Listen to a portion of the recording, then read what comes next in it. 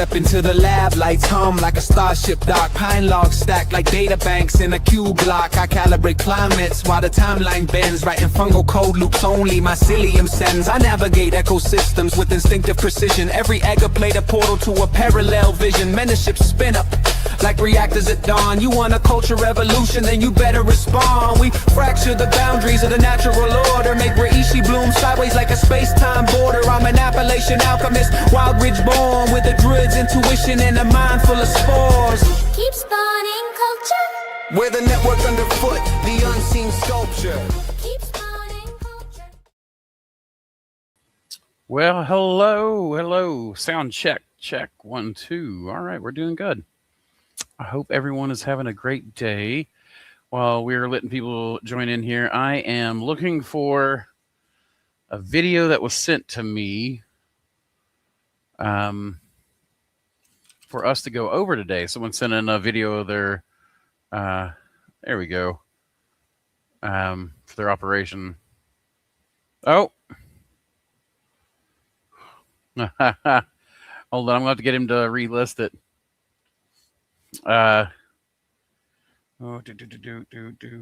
So, where is he?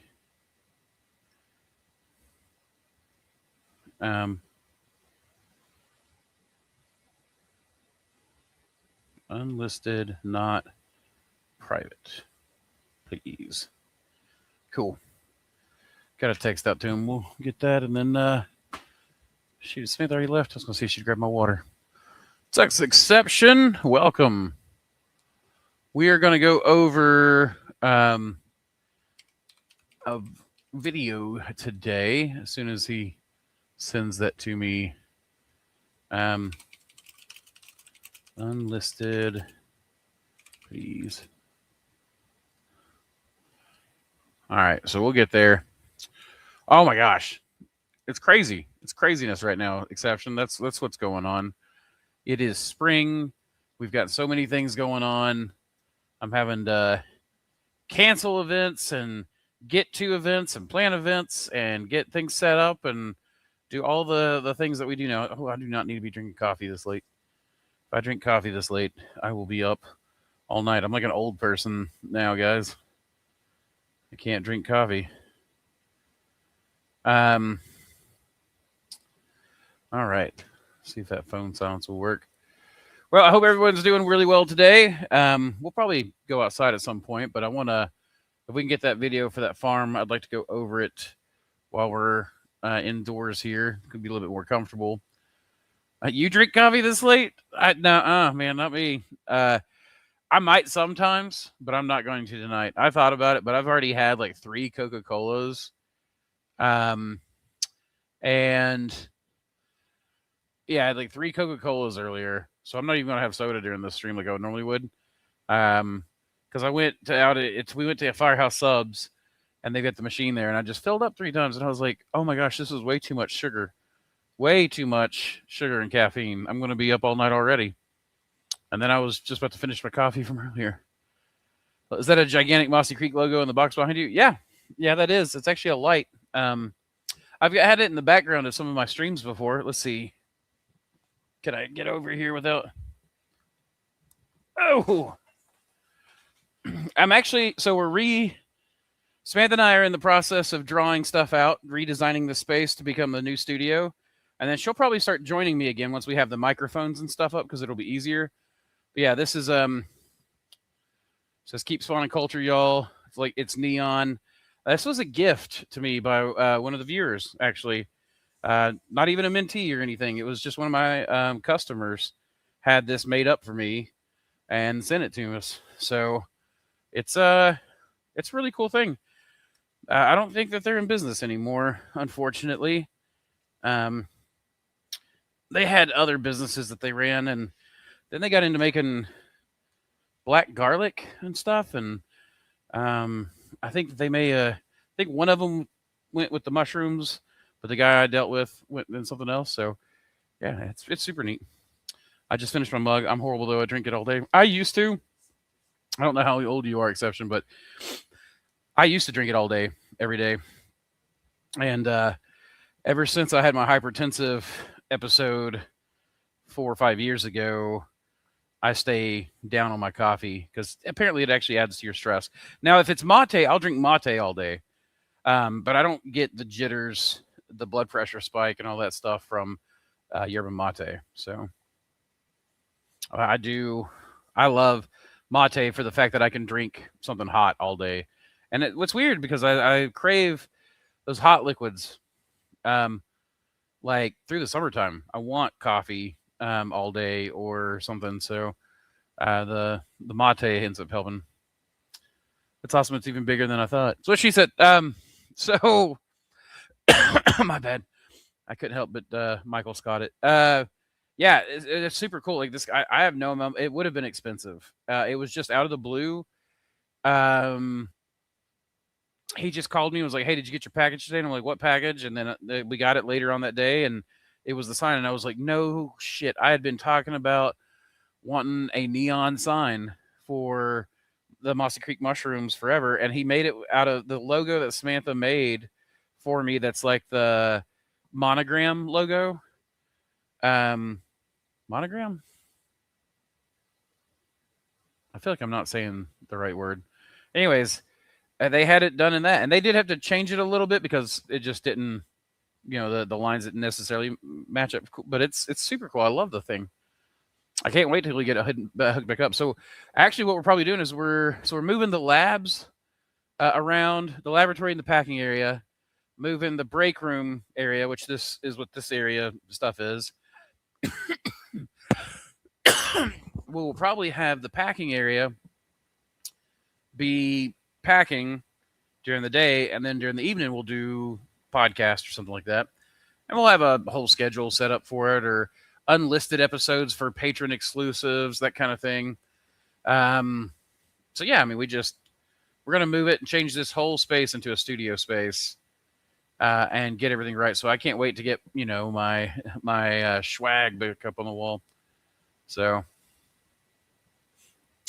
maybe a loaded question to start. I love loaded questions. If you could redesign your entire fruiting room / lab, etc., as one new facility, what would you do? Think of certain things that would make your life easier than you only know now with experience. So, is money a factor here? Because if money's still a factor here, then I'm still gonna go budget. I'm almost always gonna go budget. I'm kind of old school in this thinking that I think that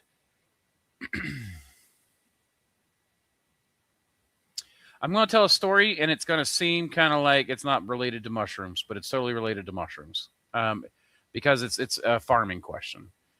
So, and I'm going to give you, I don't know that I can give you some specifics, and I will here in a moment, but I'm going to give you what I think of as a design philosophy that I like to follow. So this area is famous for tomatoes, in particular the county over, Granger County. All growing up, you went and you bought Granger County tomatoes if you could.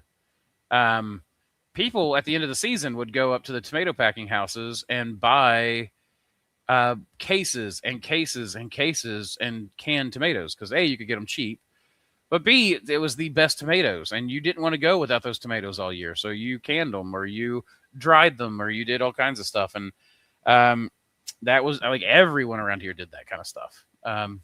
Area was much more rural back then. And so Granger County tomatoes are famous for a couple of things. That's lakeland. And so the soil is really nice. The water table is fairly high. But these farmers would just do it the ways they figured out. They had family enclaves that would grow tomatoes. And these guys became multimillionaires growing tomatoes, a basic food crop that typically doesn't have the highest of high margins. But, I mean, summertime comes on, and everyone around here wants a tomato sandwich. Apparently, it's been that way since the Great Depression. That was apparently one of the Great Depression foods that is, like, I still eat tomatoes, just a fresh tomato sandwich every time I can. So, these guys are making it. They make tons of money. Their children grow up in it and make tons of money. But these guys are farming. I mean, they're doing hot houses, and they're doing, you know, the stuff's still growing in the soil though, and all these different things. They're watering, they're composting. There is some fertilizer usage, you know, that kind of stuff. But what I found was that the next generation, so like the grandkids, they had enough money to go to college, and they go to UT Ag School right up here. And I have a lot of respect for the UT Ag School in a lot of ways. But the what happened there was they would go and they learned modern farming techniques. And then they came back and they would apply that on their farm. And that sounds like such a sound idea. But I've got a lot of directions I want to take that. But the main direction is to take it that modern farming is more about extracting value out of the customer and value out of the farmer than it is about actually making the farmer rich and enriching the lives of the customers, which is, in my opinion, the ideal farming setup. It enriches the farmer and enriches the life of the people eating, right? So they go up there, they start doing, like when I went there, I was very impressed with the operations, but they go into debt to build this particular farm that I was getting the behind the scenes to. They were wanting to get into mushroom farming because they'd gone into major debt building a tomato packing house. They had started doing hot houses. They started doing the kind of drip irrigation with hydroponic nutrients. So they would scrape away the topsoil, plant right there in the red clay, basically, in a hot house, and then IV drip feed it. Basically, like you go in there and it's just like a spider web of water lines, and they're just drip, drip, drip hydroponic nutrients to it. They're harvesting earlier. They're packing the way, you know, these other guys want, and it costs them a lot more to grow the same tomatoes. And it just kind of reminds me of like these guys that are doing pastured cows now, the rotational grazing, intensive rotational grazing, where these guys that are doing rotational intensive grazing are able to graze for longer in the year, if not all year, and not feed hay. And they're doing a lot less work overall, really. And it costs them less money to do. It just requires more of this, more thinking about your systems. And you don't make money in farming by spending a ton of money and getting the coolest gadgets. You make money in farming by figuring out systems that are able to allow you to easily mass produce a good standard product with low cost. That's where you really make your money. Now with mushrooms, where it's a little bit easier for us because we have such a high margin. One of these days, that margin's going to shrink like it has for the rest of the world, and mushrooms will become a staple food source. And when that happens, the guys who think like the old style farmers are going to kick ass, and the guys who are doing way too much work and putting in way too much money are going to see their margins shrink up. So I guess what I would say is, you know, let's man, how do I even answer this question? I don't know. I'm trying, man. I'm trying. So that's the design philosophy, right? Is I want to go with the way low tech, simple solutions as often as possible. It's one of the reasons why I like the Thor baggers.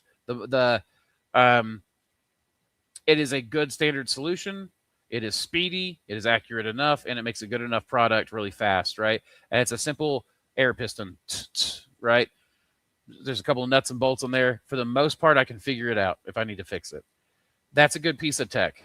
These things that cost way more, are way more expensive and have way better accuracy, and they cost, you know, anyways, the stuff that cost way more just doesn't make sense to me. Like the Myers bagger is a great one. That's just an air piston drive. And the water system's a fairly simple volumetric water system. And, you know, even though it's a much more expensive bagger, and it has slightly different design principles, the Thor bagger and the Myers bagger, to me, rock out is just a very simple solution applied to a very standard problem. And to just two different design strategies to the, you know, applied to it. So, I don't get into a lot into the really I like high-tech solutions. I really like high-tech solutions in a lot of ways, but that's not what I rely on for the most part. For the most part, I want to find things that are easy to balance. So, I mean, I would keep my air systems the way they are. Um,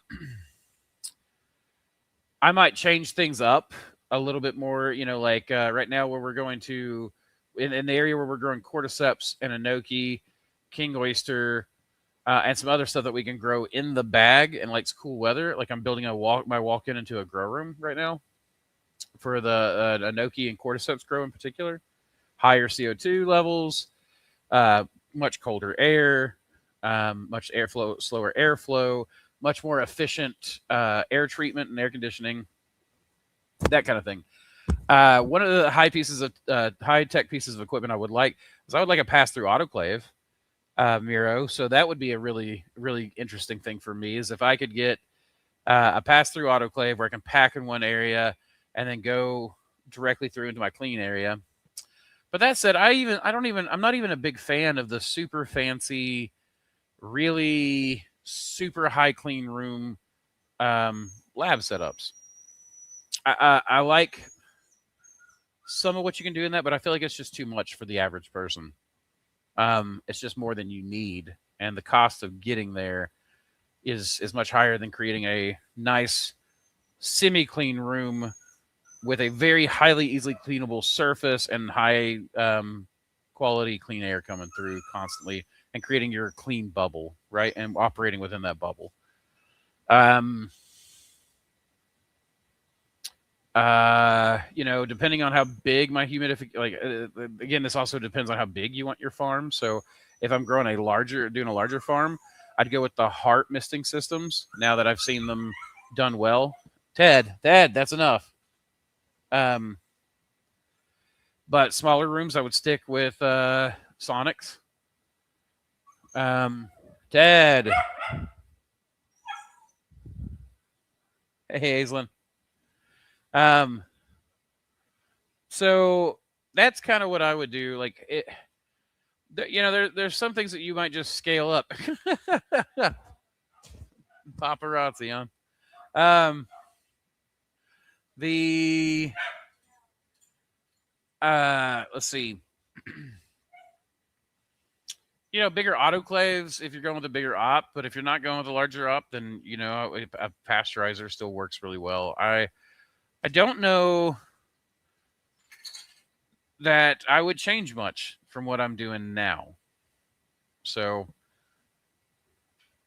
like there are a few things that I would do, but I like my very simple ones. If I didn't answer that very well, let me know. But I'm happy to go much further into it, and I might even come back to it if I run through the chat, just on my own, because that gives me something to ramble about while I'm waiting on old Culver here. Neons are cool. Oh, I love neon. I've had this. Ben and I have had this project in the back of our heads forever. We wanted to do, where we kind of wanted to do a space themed podcast, cover the launches and all the stuff going on. I wanted to cover the life science systems that could be done in space colonization and things like that. And we wanted to call it Neon Mars. And we would spell it two different ways. One is neon, like the lights, which would be like, hey, if you're bringing neon to Mars, like neon signs, that means you're colonizing it, right? But then also Neon Mars, like knee on Mars, like you've got your knee on Mars. And then I had a little astronaut with his knee, like he was on one knee kind of thing. Thank you. Samantha likes that. Samantha likes word plays. And she loves double meaning. But yeah, that's kind of the that's one of my big things. I just love neon. I love the cyberpunk aesthetic and have since I was a kid. Have you considered going back to selling mushrooms, or are you going to stick with the current business plan? No, my current business plan is, well, depends on what you mean by current. I probably haven't broken down what we're doing entirely. I mean, you guys have heard mentions and stuff, but yeah, we're selling mushrooms for sure. I've been selling mushrooms just in a CSA style. We're expanding our CSA out. In fact, I was supposed to have the ad up today. It's going to have to be tomorrow because I am busy doing all the different tasks that are required right now to set everything up for the. I should have been doing more of the winter infrastructure, but I didn't know some of the things I was going to be doing because I had some nice opportunities landed in my lap. That said, we're expanding the CSA out. We're going to do somewhere between 20 and 30 shares. Right now, I'm looking at 25, and we're going to sell them $40 a share or, per week. $40 a week per share. And if they buy, a certain like 12-week period, and if they want to buy one-off boxes, we're going to do those at $60, and it'll be largely mushrooms, though. We are also doing mushrooms, microgreens, aquatic vegetation. Samantha's probably going to do the occasional bouquet. In there, we've got like a lot of aquatic edibles from like Thailand, Philippines, Malaysia, and stuff like that we're growing. But we're doing tomatoes, peppers, and I'm doing those in my Chinampa style garden. And then we're doing the plant nursery. So like that's one of the reasons why we've been so busy this time of year is that we're getting all the plants ready. And then we're taking the spit blocks from the CSA grows from the mushrooms. That makes our soil potting mix, the swamp beds and all that stuff, as you guys saw over the past couple of weeks in the garden. And then, so we're selling mushrooms that way. And then of course we've got our cultures. This is kind of a dual strategy for me right now, where what I'm looking at doing is we're selling the CSA, and CSA customers like diversity a lot more than restaurants do. So this actually works out really well for me as a mushroom breeder and allows me to lean back into the mushroom breeding, which is something I enjoy, and which I'm good at. And also, so I guess to basically take this entire backlog of new cultures that I've got waiting to get them on the website, it allows me to grow small samples of those through the grow room faster, and get photos, whatever, put them on the website, get the cultures selling to you guys. I'll be able to start doing videos much easier on strains, and some of the other aspects of mushroom cultivation, especially some of the low-tech solutions that I really like on stuff. Of course, we're doing cordyceps and reishi, and I still do all that grow and sell bulk lion's mane and dried lion's mane and bulk reishi sales that we do. But we have a few customers that we just do that with regularly. And then, so we're doing these tiers, and so the mushrooms kind of sell. They kind of get us our first income, and then get us the spent block material. And then the spent block material feeds everything else downstream, where we get paid at every step of the way there.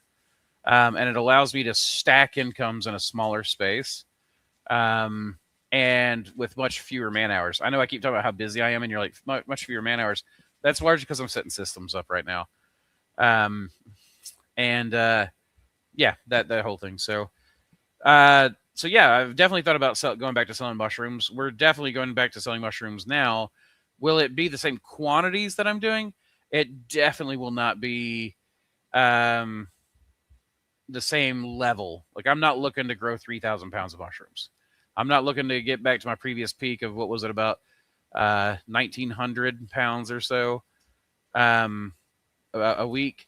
Like, I'm just not looking to get back into that level of mushroom farming for a couple of things. My lungs, I just don't want to be in grow rooms that much. Small amounts I'm okay with. So CSAs allow me to grow slower, get to play with diversity. Like, when you're doing restaurants, you're growing a lot of one or two things. If you're doing markets or you're doing CSAs, now you're making money off a lot of more diversity. And the way that we do liquid culture now allows me to grow a much larger diversity of mushrooms. So right now we're gearing up, packing up for the CSA starts in, what's today, the 9th? So the CSA starts in May 1st, I think, is when we're starting the release.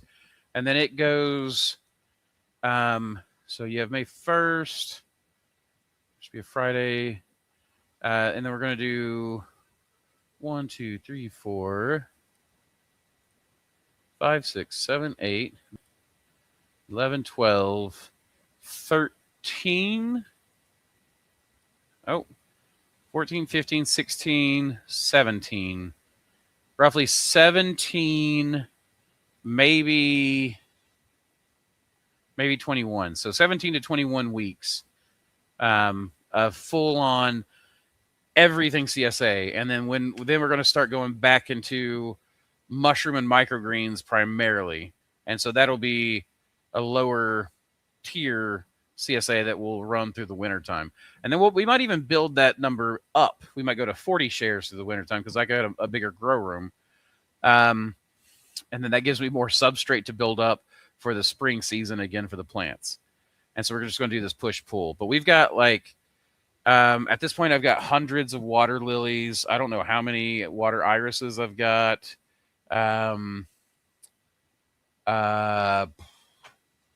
Aquatic plants galore. Flowers, canna lilies, all that kind of stuff. And all that's growing off spent mushroom compost or fish waste, which is fed off spent mushroom compost in the form of bugs. So that's my current business plan. Is I'm going to break down all of this stuff on the 2 different channels that we're working on. And I'm going to have all the outside garden stuff done on probably the Andrew Reed channel, maybe the Law of the Minimum channel.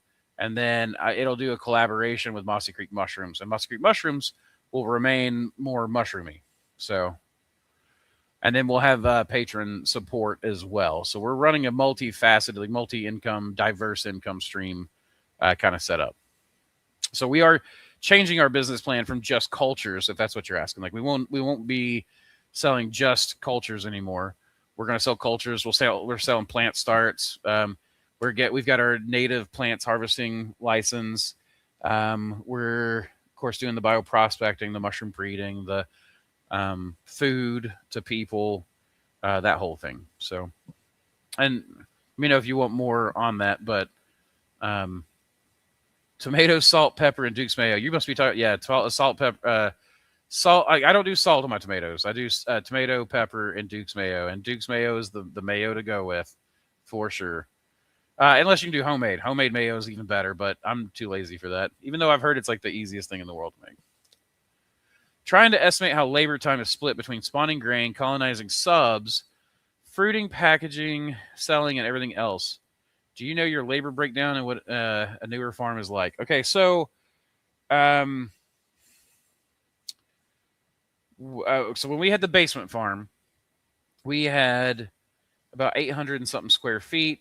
We were growing, let's say on average, 600 pounds a week. Peak season, it was like closer to 900 to 1,200 pounds. Height of summer, we might be doing 4 to 5. And my last numbers that I ran was it was around 600, 650 pounds a week on average throughout the year. In about 800 something square feet. And then we had, I was working roughly 18 hours a week on the farm. Samantha was working about 18 hours a week on the farm. We had 2 part-time employees that worked 20 hours each. And in the 20 hours each that they would work, so you're talking 40 man hours per week with the 2-man crew, they were doing all of the harvesting, all of the packing of blocks, loading the steamer, unloading the steamer, doing the production lab work. So that means inoculating blocks. They would, and then harvesting and boxing the mushrooms up. And then Samantha was spending 18 hours a week, fulfilling orders, driving to the chefs, checking boxes, and then assisting anywhere in farm management, like whatever they needed help with. She was helping the employees. And then I was spending 18 hours a week, occasionally driving, running and getting supplies, though Samantha would usually do that on deliveries. And I would do the liquid culture making, the spawn making, and then of course I would do daily checks. So I would check every piece of the farm. I'd lay eyes on every part of the farm every day, and just check for problems. And then there for a while, I mean, Samantha and I were cleaning the grow room and stuff as well, but eventually they went to where they were cleaning the grow room about as much as we were, if not fully taking that on. And then, does that sound right to you? Did you hear all that? Okay, don't worry about it then. No, you're fine. Be in your head. Keep fulfilling orders. Hey, can you do me one favor though, real quick, before you go back to that? Can you grab my water from out there and bring it to me? Thank you. It's right there on the ground. Yep. All right. So I don't. So I'll tell. I'll put it to you this way: on some things I remember better than others. So we would spend, like, we would do 120. Thank you.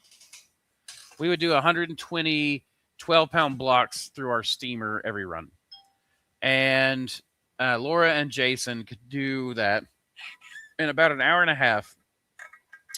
They could bag that many in an hour and fold them in an hour and a half and have the steamer loaded. Or they could unload the steamer and run that many through the lab in about an hour and a half. I think Samantha and I, the best time we ever had was 120 blocks through the lab in an hour and 120 blocks bagged and folded and placed in the steamer in an hour. So you had that. Grow room cleaning would only take a couple of hours.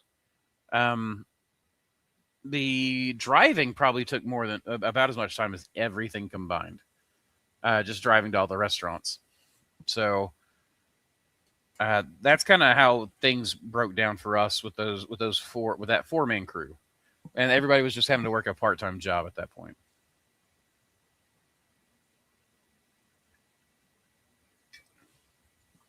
Got the truck driving by. Appreciate the detailed response. Might ask more on that. Please do. Absolutely. What is a heart misting system? It's a high pressure misting system. So you spelled it right. Heart. So let me see if I can find one and link it to you guys.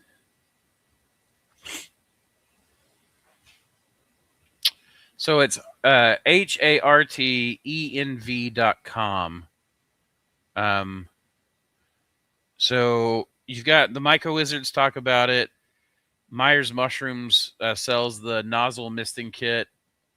And then Heart Environmental has their own. I think my allergies are acting up.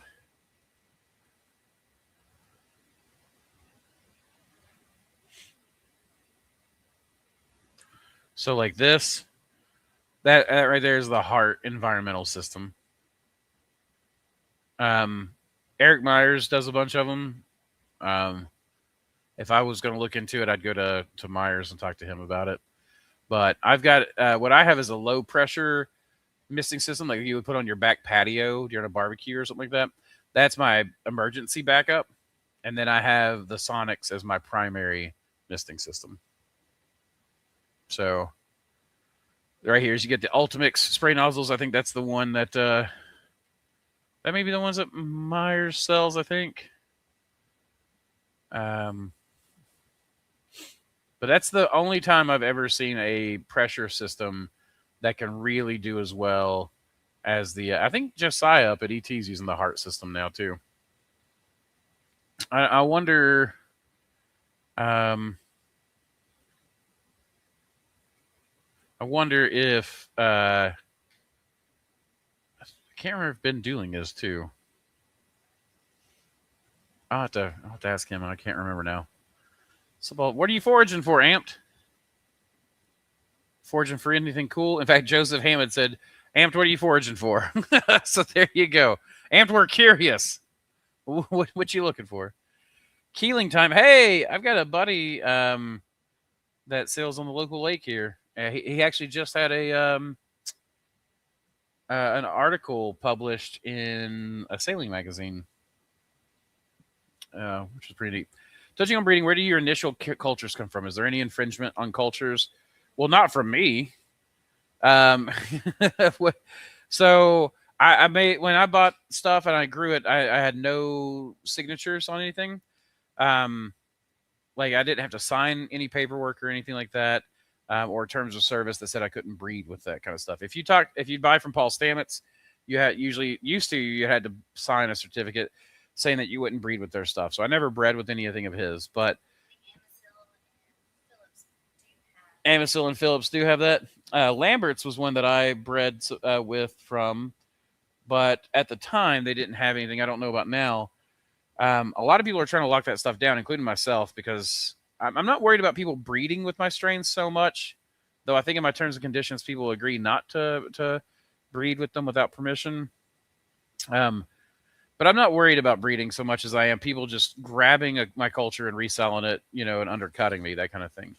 My initial cultures come from all over the place. I have wild cultures. That's actually why a lot of my stuff stays more unique than a lot of other people's, is because I'm bringing in wild cultures, and breeding that into my lines. So a lot of people don't have access to those genetics like I do. Like I've got 680 different oyster strains. Samantha says she stopped counting after 600. I can't remember exactly how many. I've got like 680 oyster strains in storage. It's a bitch to keep up with. And probably like 50 or so wild Hericiums. And some of those were donated to the Mycelium. And with that, I reserve the right to breed. But I don't sell people's cultures they send in unless they ask me to or get permission to specifically. And then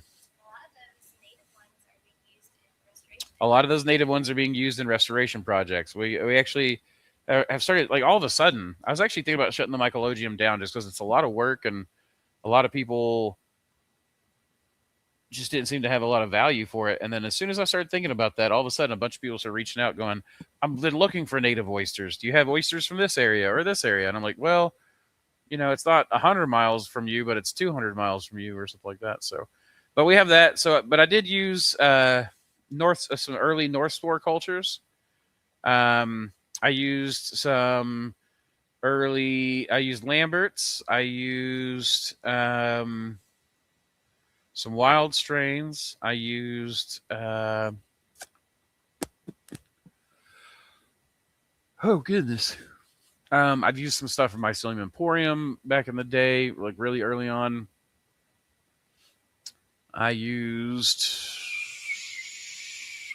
Nowadays I pretty much just use my own strains or stuff that I have that's wild, because the wild genetics are far more interesting. They show a lot more different phenotypes and stuff. So that's where most of my initial cultures came from. My very first cross was a North Spore snow oyster with a Lambert's 123 blue. And that initial cross is what got me a lot of what you see on my website now, which is Mother of Pearl came from that. Rocky Top came from that. Watercolor. Did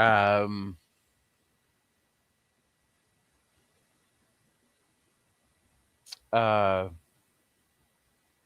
say Mother of Pearl? I was talking to myself. Sorry.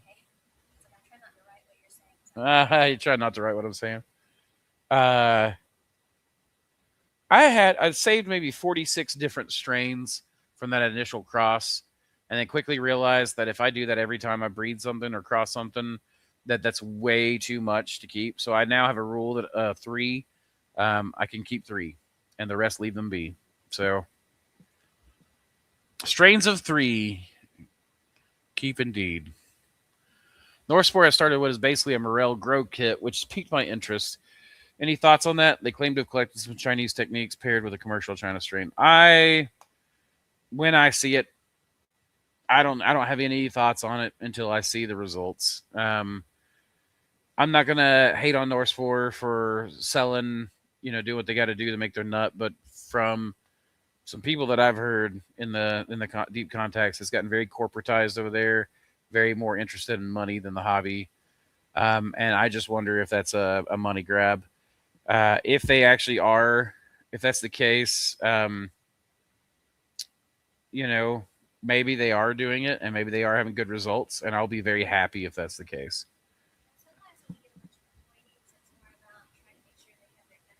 Make sure when you so when you get a bunch of employees, sometimes it's more about the keeping their paid and their benefits and their families depend on you. So yeah, I mean, don't get me wrong. I'm all for professionalism and even corporatism to a point. Um, Sometimes I wish I was a captured agent. Like if I got to go work a research lab where they were like, "Dude, I will pay you to come up with all kinds of products and then I will sell them." I would love that. Um, but I would never be able to work for somebody without fairly high degree of freedom um, to follow some of my interests.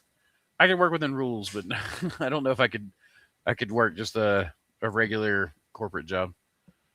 I mean, I could if I had to, but so yeah, Mira, I'm hoping that it's a great thing. I hope so. Yo, Andrew and Samantha, I have good access pricing on oak sawdust, but it's in briquette form. Each cylinder is about 2.5 inches wide, 2 to 3 inches in length. Firm, it can be broken up by hand with some effort. Any ideas on how to process these to make them usable for substrate? I'm trying to come up with some something efficient. So, okay. A lot of people use cocoa bricks just fine. I don't know. The size tells me nothing because if it's a compressed brick, particle size, the dryness, all this stuff's going to affect it. What I need to know is dry weight, and if it's a pressure briquette or whatever, the weight's going to matter the most. So what you would do is like, let's say you want to do a 50-50 mix, you would do like 50% pellets, 50% excuse me, yeah, 50% soy hull pellets, 50% briquettes, and then hydrate to 60% with water. So for a 10-pound block, that'd be 6 pounds water, 2 pounds sawdust briquettes, 2 pounds soy hull pellets. You're fine, Samantha. I don't know why. I always just enjoy having you working in the background when it comforts me. Yeah, it's like that. What's it called when ADHDers just need somebody in the same room as them? Mirroring, body doubling. Yeah, something like it's easier for me to work when you're working. I don't, or at least when you're in the same room as me. I guess is what I'm saying. Just keep me company. So I don't mind. Those little sounds are reminders you're here, and that you got my back. I like you too. Um, I'm outnumbered too. It's like my eyes fighting my stomach. Something that my eyes are bigger than my stomach. It's that my stomach's outnumbered 2 to 1. Okay, that's a bad dad joke. So technically, it's a bad Jughead joke. I read that in a Jughead comic strip when I was a kid. But yeah, so the briquettes are easy because usually they'll just break. They'll just after you add water, they'll just break up, just like the pellets. So that's the easiest way. Now you're gonna have a harder time bagging them. Briquettes will not go through a bagger nearly so well as the pellets will. Will you still be doing in-person mentorships this year? Miro, I haven't been doing them this year. We closed that program down for the most part. I'm willing to do it in certain circumstances at certain times for certain monies um, with certain people. But at this point, we are probably done doing most of the in-person mentorships. We're doing the classes. We're doing the online mentorships and classes. The class pass is way less expensive and technically gets you way more time with us teaching than what the in-person did, but it does over the year. So it's only it's $1,200 for all 12 classes that we're doing all this year, including like you can go back and watch the past ones that have been done. And in fact, we got a class this weekend, the cordyceps class, and I can officially announce now that Sam of Shroom Squatch is going to come in and teach the last half of the class, and he knows a lot more about cordyceps than I do, so it's super cool that we got to snag him up for that. I'm going to get to teach the liquid culture side since that's my specialty is liquid culture production techniques and how to massively boost your liquid culture production. And then he's going to come in and discuss basically his cordyceps growing class. And if you guys go and look at the Shroom Squatch stuff, you'll see they've got some beautiful things going on.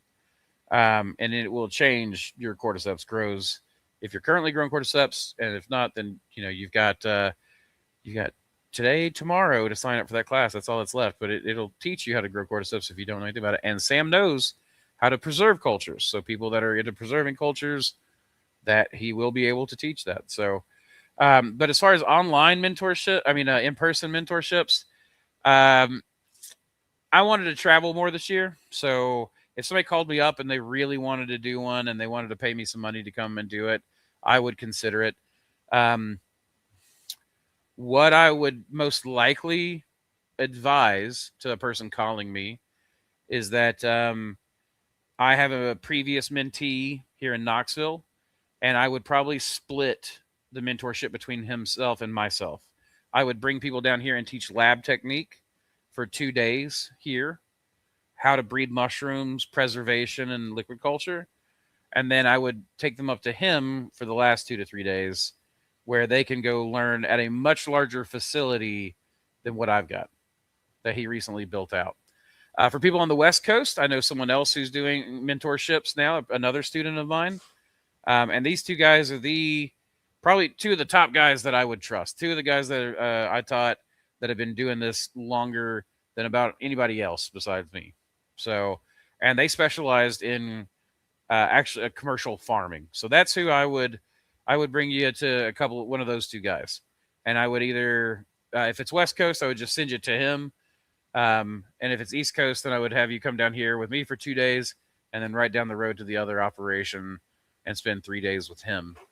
So if you're interested, you can contact me on it and we'll discuss it. But yeah, that's I'm not doing the full week-long ones anymore. So sometimes I'm tempted. I kind of miss it. But I've taught a lot of people now. I don't even know how many mentorships we've done over the past 5 years.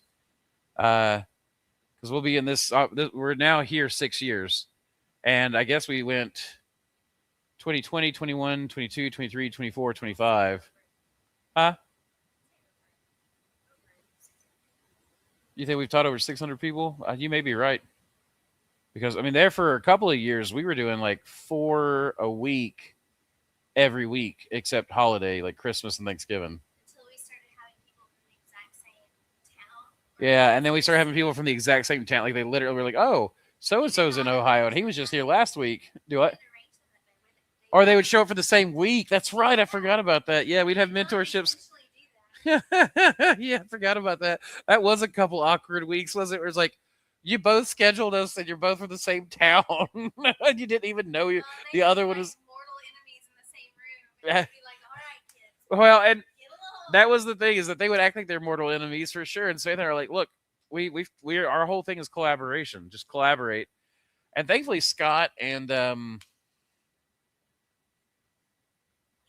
Keenan, thank you. They were very close to each other. And yeah, the ones who end up collaborating have always lasted the longest. The ones who go home and pitch fits or won't work with each other, they never last. It's weird. I guess it's not that weird. That's why I preach it. Any ideas on how to process these for Substrate? Try to come up with labor and time efficient methods. I think only lightly damping on the container. Use the hands. Do not mix. You don't need to mix. Wiley, I'm going to save you some money right now. Drop your dry bags and your dry ingredients in to the bag. Drop your water in a bag. Fold it. Cook it. Take it to your lab. Add your spawn and hand mix it. You're going to mix every bag anyways. You don't need to mix. No cement mixers. No pitchforks and tubs. None of that stuff. Don't be willing to work so hard. It'll cook. And even if you have lumps, even if you have little pockets of pellets or things like that throughout your bag, mushrooms are nutrition transport networks. They're NTNs. And they will find what they need, and they will transport it to any other part of the network that they need. Yeah, and when you shake the spawn in, it all fluffs up and shakes in anyways. So yeah, there you go, Wiley. I would definitely have a way to help you with that. It's got a kind of spiral blades on the end. That is still a little time consuming. Yeah, you don't need to do that. Don't do that. Don't do that. Cement mixers are old, unnecessary technology. They were never necessary. We just thought they were. I'm guilty of it too. I didn't do the cement mixer, thankfully, but I totally did a tub with a pitch or garden like broad fork and sit there and mix, then would bag and do the field test for the field moisture content test. That's unnecessary too.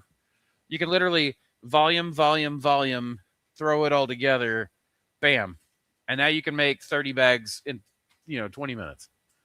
Honestly, cement mixers were, I think, really easy to come by because of the plant substrate industry. So the other things, the cement mixer was more of a plant substrate industry kind of thing because people would mix their potting mix. There was a bit of a nursery boom right before that, so I think they were easily available. So they were easily available. They were cheap. People were buying them off the nurseries that makes sense.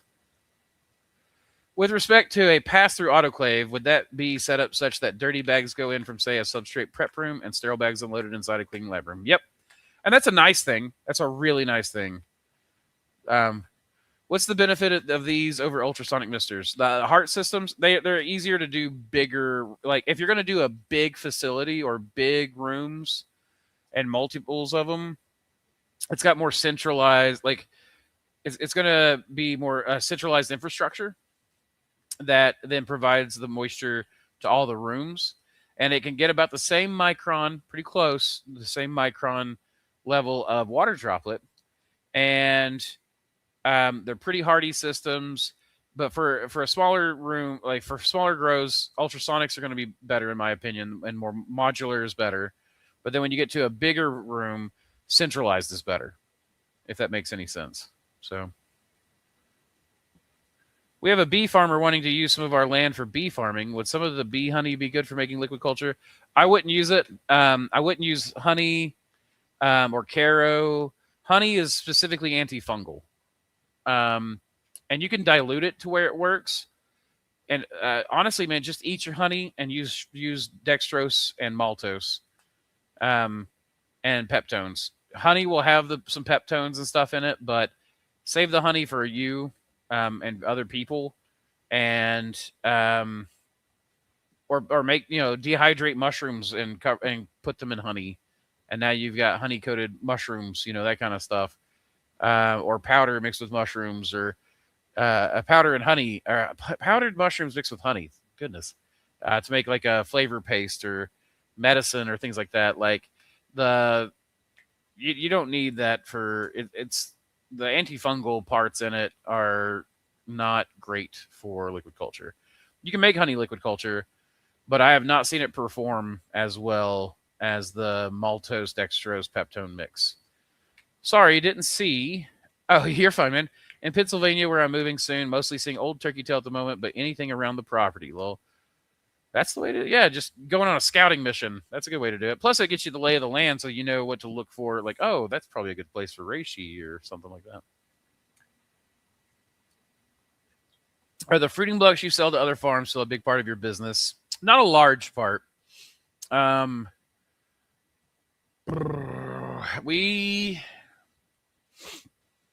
What percentage would that be? I mean, it's less than 10% of my overall business at this point. In particular, in profit, I'm not a real big block producer kind of guy.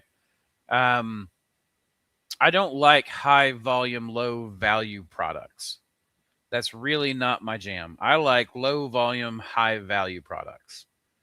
And I like stuff that is, how would you put it? Like, I like things that replicate themselves. I like livestock that does the work for you. And blocks are very labor intensive. So we do still sell blocks to people when they want them. In particular, when they can't get them. A lot of people have a hard time right now. All the block producers I know are turning people away. They've got so much business. And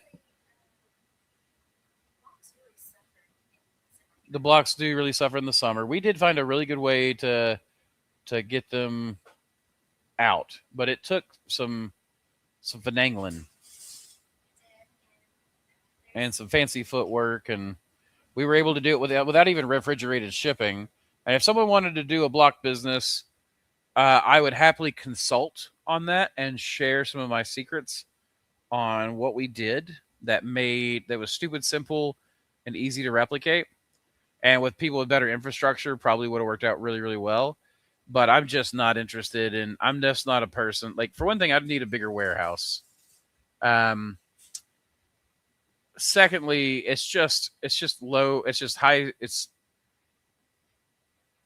easier and cheaper for the farmer to it's easier and cheaper for the farmers to produce them themselves and order spawn in, or even order liquid culture in and make their spawn. So There's nothing as disheartening as getting in stuff that has been transported by steel transport or something. yeah, yeah, yeah. You don't want something with forklift holes or that kind of stuff in it. So it's. I wouldn't say it's a huge part of my business by any means. Like I said, it's less than 10%, and it's not my favorite way to go. It does produce a lot of cash flow, so there is something to be said for that. Yeah, Samantha, like Samantha said, we're more interested in farmers becoming more independent, fierce, capable, adaptable, capable of pivoting, that kind of thing, self-reliant. That's really more of our ethos. And for me, for that, it's better to ship out cultures that are light and get the people that are there to like there's so much easier ways to produce blocks than what a lot of people do. So, Jacob. What's up, Andrew? Being the local mushroom farmer has been paying off. I had a guy I met at the farmer's market bring me some white poor chicken of the woods all the way from Oklahoma. Man, I hope you're sending that to me for the Mycelium or cloning it yourself and sending that in. But that is awesome. Did you get my text, by the way? I hope you did. Oh, you made the change. Awesome. Okay.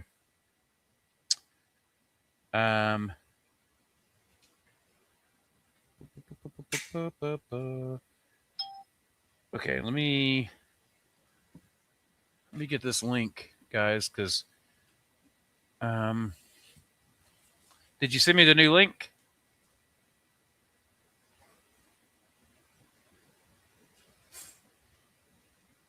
Where? Here we go. Okay, I think the same link worked. It did. It did. Okay.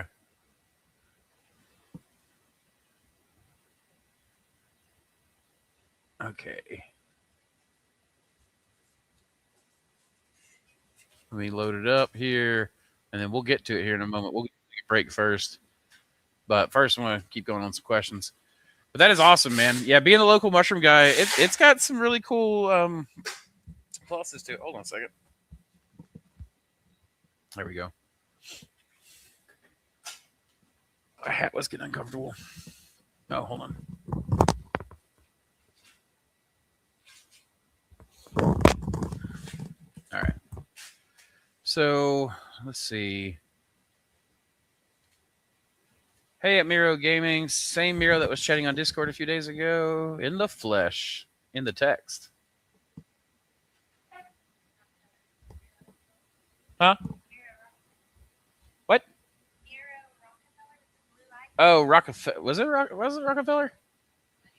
With the paperclip? I'm wrong? Is he one of them rich Rockefeller types? Christo Funga. What is your approach to keeping Mycelium genetics healthy and vigorous?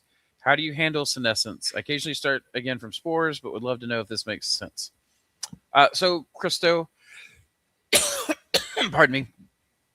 Slants are the best way to keep a strain fresh for as long as possible. So, you make a culture slant out of a centrifuge tube or something like that. I've got a video on my channel on how to make culture slants.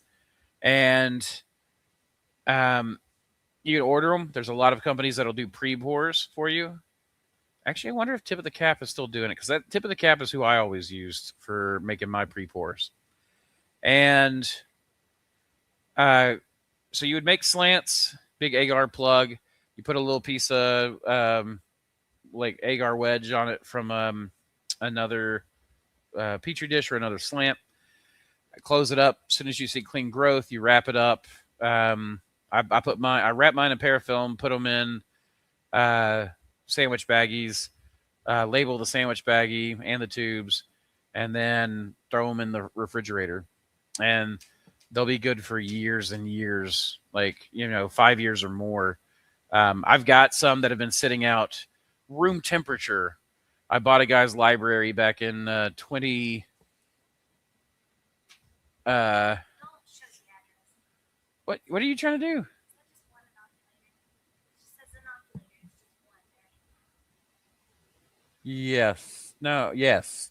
Yep. You're welcome. The description's a little. I didn't know there was an address on there to be watched. I'm sorry. Okay. So, anyways, you would do a slant, and I bought this guy's farm, and he's like, "Do you want my culture library? You can just have it for free." And I was like, "Yeah, sure." And he had a lot of really valuable stuff in there, so we backed it all up and put it in the fridge. But I still have a lot of his slants sitting out on shelves from 2019, I think, is whenever he made them. I pulled from one of those slants from 2019.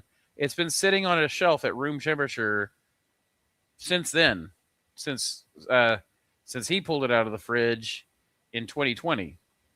And so this thing is like 6 years old at room temperature, and it grew in just fine. So, but there's also the Castellani storage method, which is where you store a little bit of mycelium or spores in sterile water.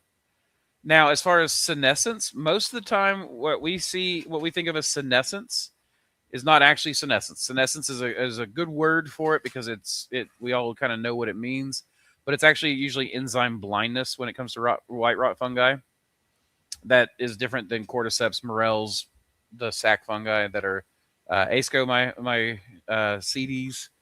But the white rot fungi, so like oysters, hericium, chestnuts, shiitake, most of what we grow on this channel, those kinds of things can stay in slant form or the sterile water form for quite some time. I don't do the sterile water as my standard. I do that as a backup. And I don't really know how long white rot fungi will stay. Like, how long will mycelium stay good versus spores? I do think that it's probably a really good method for storing spores, for like mold spores in particular. So, but there's the Castellani method, there's the slant method, and then what you do is you can use a strain for a very long time, but once it starts showing any problems, you just go back to one of your older slants, pull a tiny little piece of tissue out, reclose that slant out, put it back in the fridge, grow it on a dish, the piece that you just pulled out, immediately make 3 more slants from that dish, then use that dish to make grain spawn, liquid culture, or whatever else, more plates, whatever you want to use. And that way you've constantly got backups. Like if you take any of my classes, one of the things that you'll see is at every stage I systematize taking backups, and I always have sterile blanks ready to go. I think the only time I don't have sterile blanks is like right now. Samantha used the last of my plates, and I'm waiting on her to make more. So, and that's another thing is like, so it's not senescence in that it's not old age. Most white rot fungi, or like a lot of fungi in general, don't really age out. The white rots in particular, like for instance, the honey mushroom mat that's up in the Pacific. I think it's the Pacific Northwest. I think it's Washington State, but it's like it's one of like the largest organisms in the world, and it is one of the oldest organisms in the world, and I think it's like over 2,000 years old. The thing's still going strong. You can see it from space because you can see the meadow that it's created, and so that should tell you right there that mushrooms don't really age necessarily the way we think of aging, right? So I ate a whole lot. What?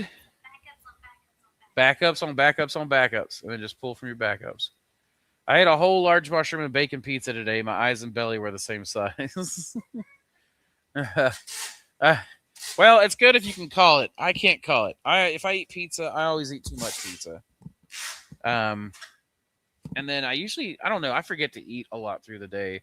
So I have this problem where if I don't force myself to stop and eat, I'll just keep working until I am so hungry that I will go overindulge. And so it's like go without, overeat. So far, all of my experience has been growing without any controlled environments. Wolf's Bloom didn't seem to do well for a long time in this form. Then one of the blocks fruited by itself without misting or any environmental control. I cloned that fruit. Do you think this selective cloning would actually work? So maybe. It sounds like most of what you had there was environmental. But it is...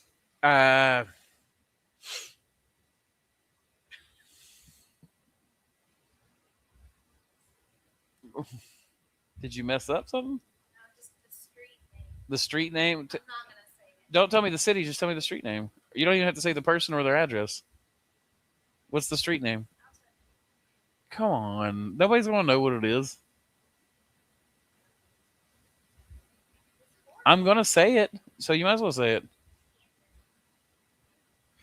You don't want people to know because it's like a dirty word? No. Let me look it down. Even then, they're not going to... Okay, whatever. I guess you have a right to be cautious, and I should trust that.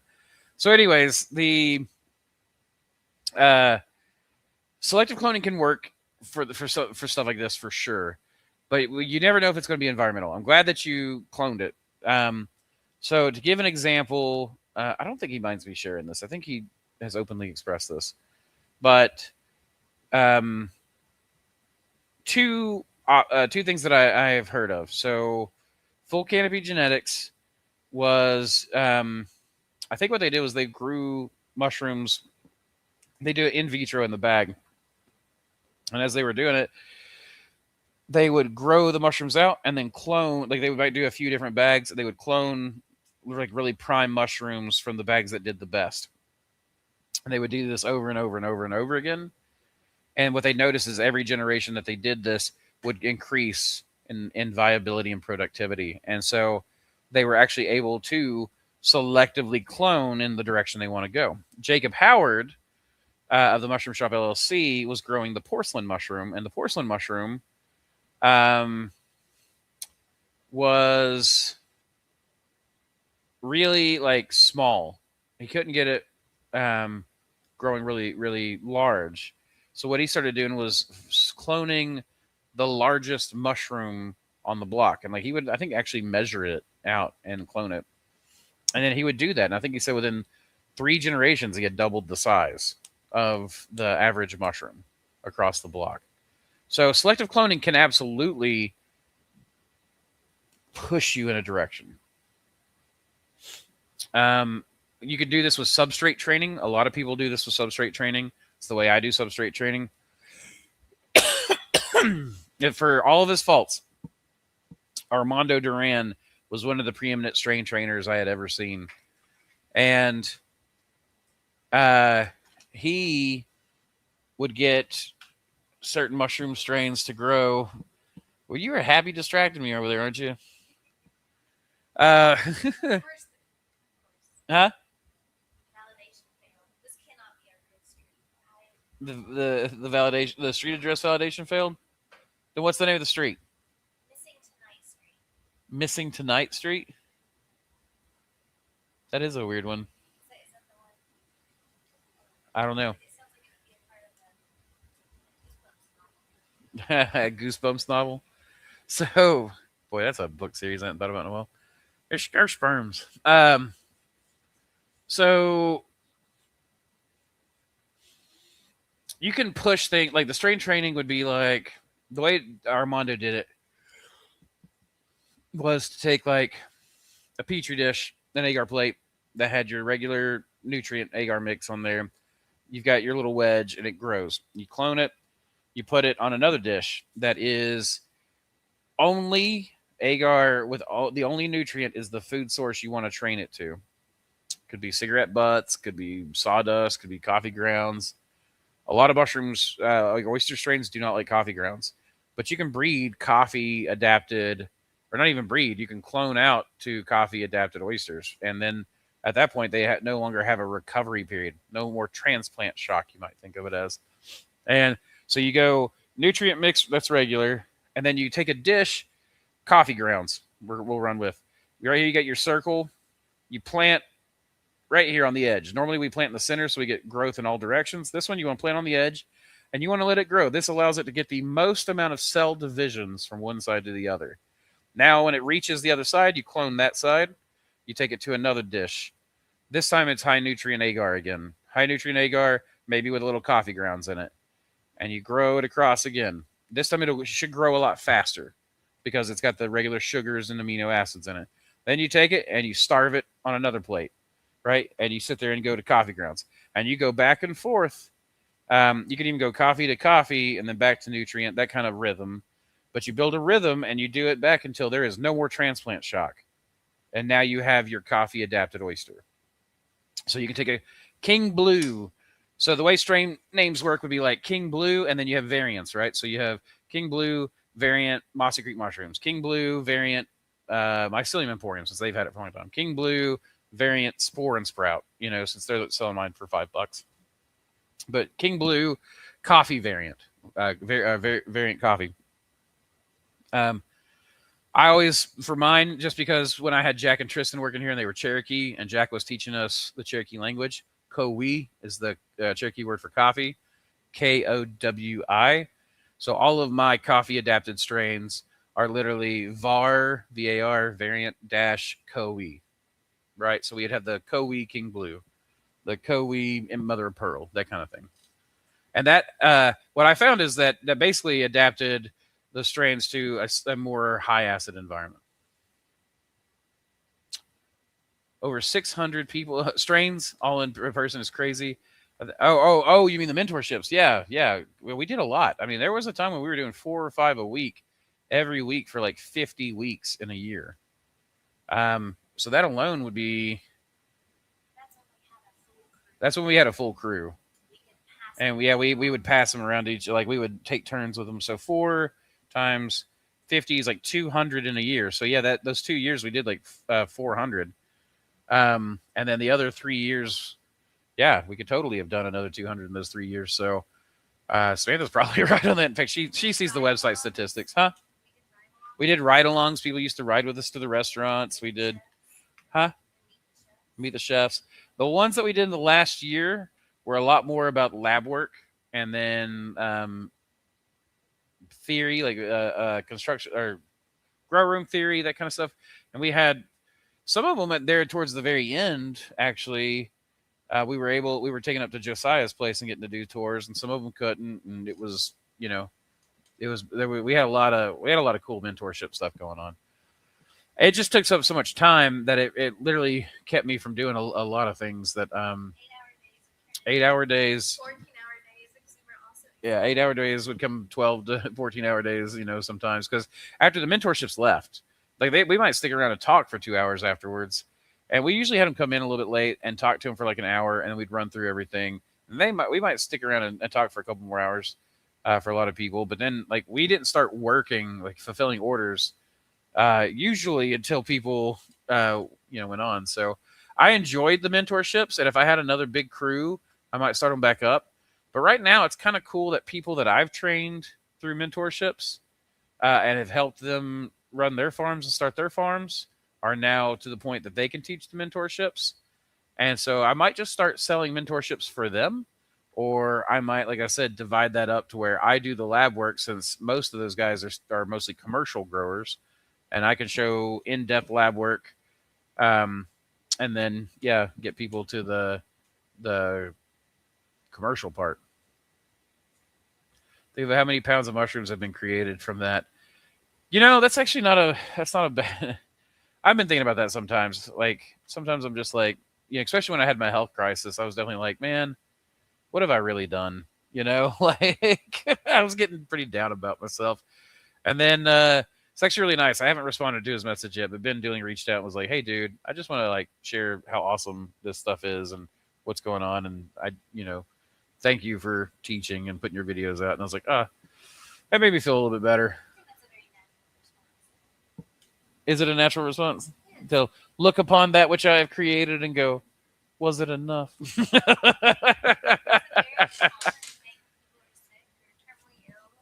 Yeah. Well, and I got pretty sick. So So glad I got to dry bagging before buying a mixer. Dude, mixers are expensive. Peace boomers, hello. Yeah, the mixers are expensive, and they just turned out to not be necessary. I saw that technique when Leighton Banks put it out, and who knows where he used to be an everyday, every mushroom household name, and then I've not heard from him or of him in a long time.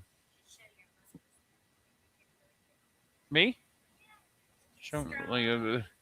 Yeah, they're kind of, like they're not, still got my fat rind, my brisket layer. I understand the briquettes are too large to bag, though. They need to be broken up before bagging. That doesn't make sense. You said that they were. So I have seen people who have incorporated the bricks before and completed them by the semi truck from coffee makers. Yeah. What those people use, they'll lay the whole brick inside the bag, then add the water into the swell. Each cylinder is 2.5 inches wide by 2 and 3 inches long. That's not too big to put in a bag. That's tiny. 2 to 3 inches long is only like that big. So, wait, what? What's this brick? Well, he's not. He's just told the weight. He's not showing it. So that inches? 2.5 inches wide by 2.5 by 3 inches long.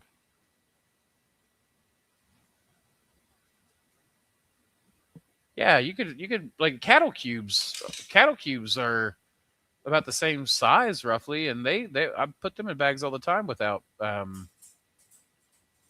breaking them up. This doesn't help me. She's getting a cattle cube, I think.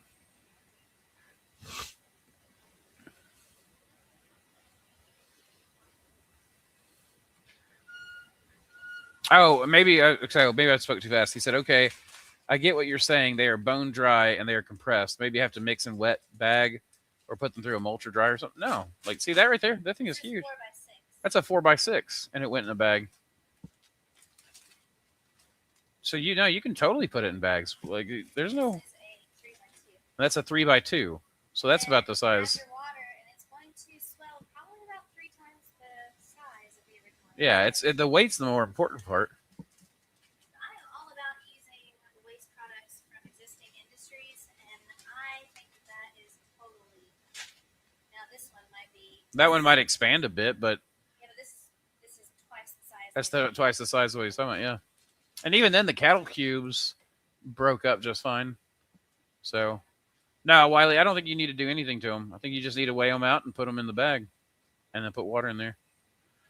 Unless you've got weird bags, unless you're using like the tiny little bags. But even then, I tried microwaving 20 ounces of water in agar. Never done it before. Didn't understand how to make agar plates. It exploded all my microwave. So these are the cocoa core cubes that people buy, and those they do pre-wet and let them expand, and then they, But I think they do a added specific amount of water. And then they volumetrically do it and then add more water.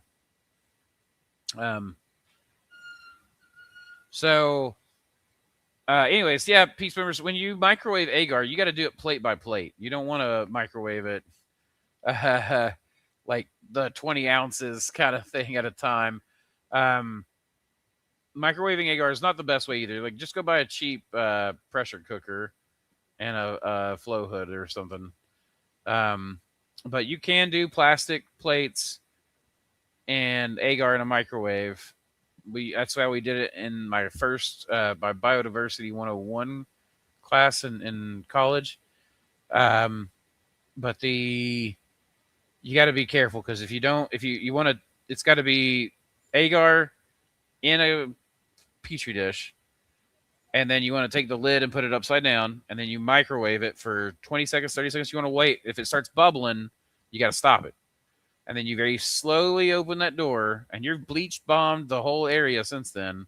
Because as soon as you open that microwave door, it's going to have hot air on the inside and cold air outside, and it's all going to want to switch. So you can, and you're going to reach in there very slowly, put a lid on, but it's not the best way to do it. But it is pretty funny that you blew up your microwave. I've killed them. Yes, sir. You cloned the white pork chicken. Heck yeah. And I do plan to send it your way once cleaned up. Thank you, sir. Is that brick a part of their like an export or a waste product? I have no idea. I was just gonna say that right now there are grants out there for a waste stream product directly feeding into another business. So Samantha said that there is grants out there. You probably want to be established. You'd probably want to be further along than you are now to get it. But there are grants out there for waste stream products right now. Like So going from one business to another business, in particular agriculture. And I do. Thanks for the honest feedback about the block business. It's been something I've considered and would be very interested in some consultation to see if I want to pursue it. I'll reach out over the email. Please do. Yeah, absolutely. It's just it's not. Some people enjoy it. Some people love the block business, and it's just not me. Like I think Seth Fisher would be great at it because Seth Fisher that owns Mushroom Media Online, he loves high volume, low margin stuff. He likes such boom, boom, boom, boom. And the nice thing about I will say the nice thing about block business is that blocks are treated as a consumable at that point. So you're getting paid every week. You're getting paid every month for that. It's cha-ching, cha-ching, cha-ching, cha-ching. And it's granted high volume, low value, but it's work you can count on every week that's paying you, you know? So it's not a bad way to go. It's just some people like working that way and some people don't. And that's just not my working style. I've already talked to those boys about staying out of my fish tanks. So there they are in my fish tanks again. Little kids. Do you think chicken of the woods growing could be profitable? I do. I do think it could be. It's not yet. There's not a standard out there. Most of what I think it requires is, Jacob, if you're still here, can you spore print that chicken? You can either send the spores to me after they're dried or you can work with them or whatever. But I'm trying to get to where I think, like I've got a pheasant's pack here that I'm spore printing that we found yesterday. I think pheasant's back could be very profitable. I think chicken of the woods could be very profitable. I think that they need some selection for domestication, but I think it could be very profitable. But right now, chicken of the woods, about the most I was ever able to get was about a quarter pound of fresh fruit. And if you can sell a quarter pound of fresh fruit for, $10 if it's chicken, then you could make $10 a block, that kind of thing. But it would still be hard to make money because oysters are going to get you double that, even to restaurants, at $8 a pound. Samantha has the Discord nickname right, but that's not my actual name. It's just a gag with friends. Oh, the Rockefeller. Okay. She wanted to know if you were related to Alan Rockefeller. A chef of mine commented they would like smaller cap oyster mushrooms. Any suggestions that will hold up to warmer temps coming up? Mother of Pearl. Mother of Pearl is the one I would tell you. Not my genetics, Florida oyster, I think is what it's called, the Florida Blue or something like that. That one's a pretty good one. The House Mountain oyster, I don't think is on my website anymore, but if you will contact me, Isaac, I can get you the House Mountain pooled. I do have the House Mountain. It is a different species of oyster than normal and kind of grows. It's almost like more enoki than it is oyster. So first thing that comes to my mind, Zero, is using 5-pound blocks instead of 10 pounds. If that's what you're doing to get smaller oysters, you can kind of do that a little bit, but genetics is going to play a big part because like a King Blue growing a 5-pound block might produce a little smaller, but it's still going to be bigger than some people do. Have you ever ordered a specific mushroom culture and got something totally different when you fruited it? Yeah. Sometimes that's a mislabel, and sometimes that's a mislabel from the laboratory that you got it, which does happen, even with the best labs. And you've got environmental conditions can be very different from one place to another. Let's see. You've got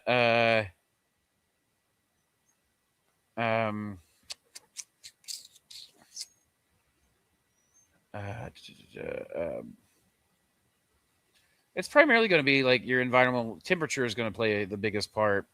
and then the mislabel, and then I mean sometimes it just does weird stuff in your room.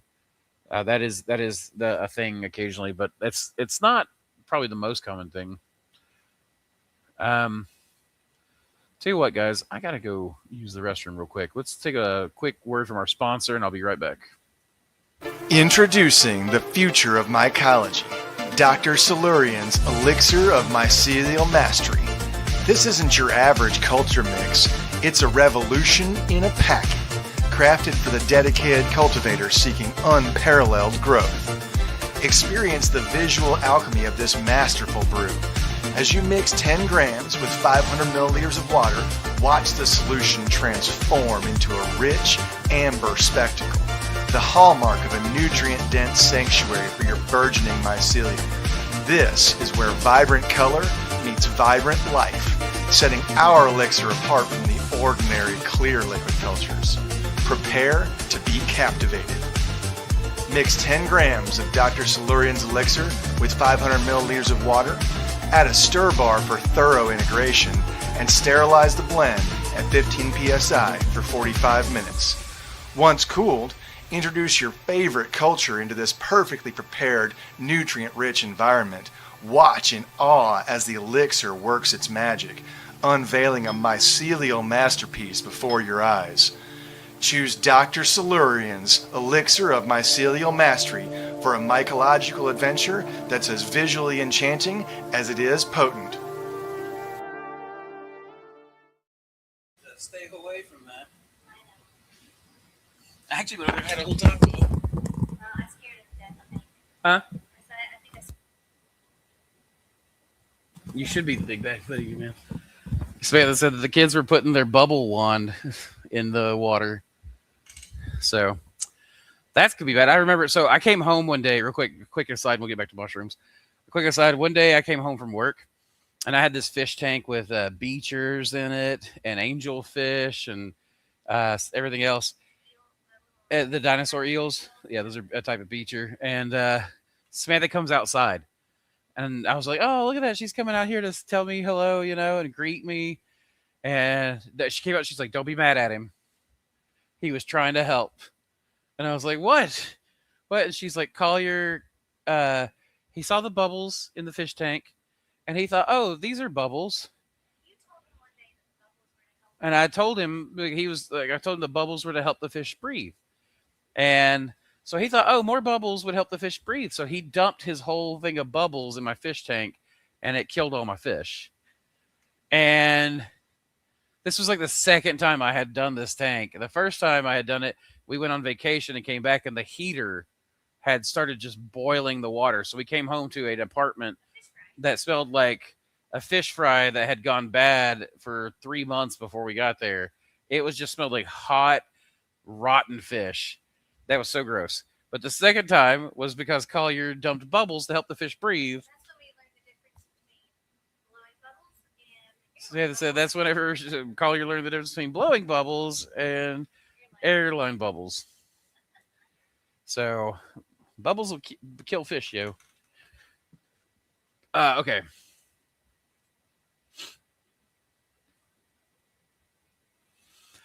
Where am I at?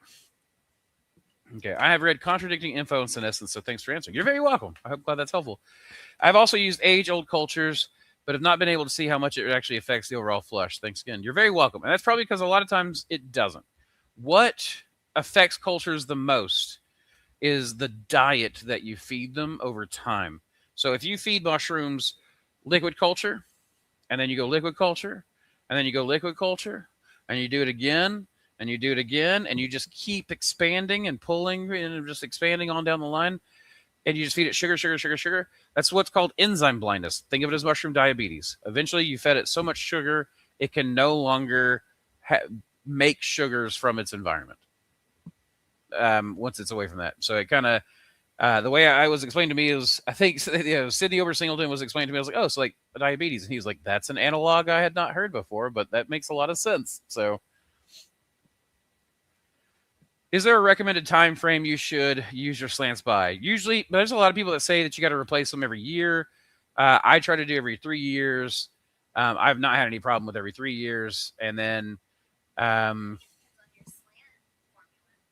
it does depend a lot on your slant formula because again, a lot of people will do very little nutrition, but I like a high nutritive agar with a sawdust plug at the bottom.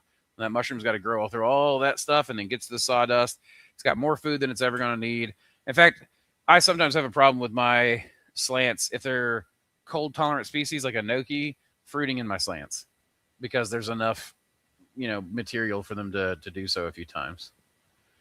Muhammad, we're going to stick with Muhammad.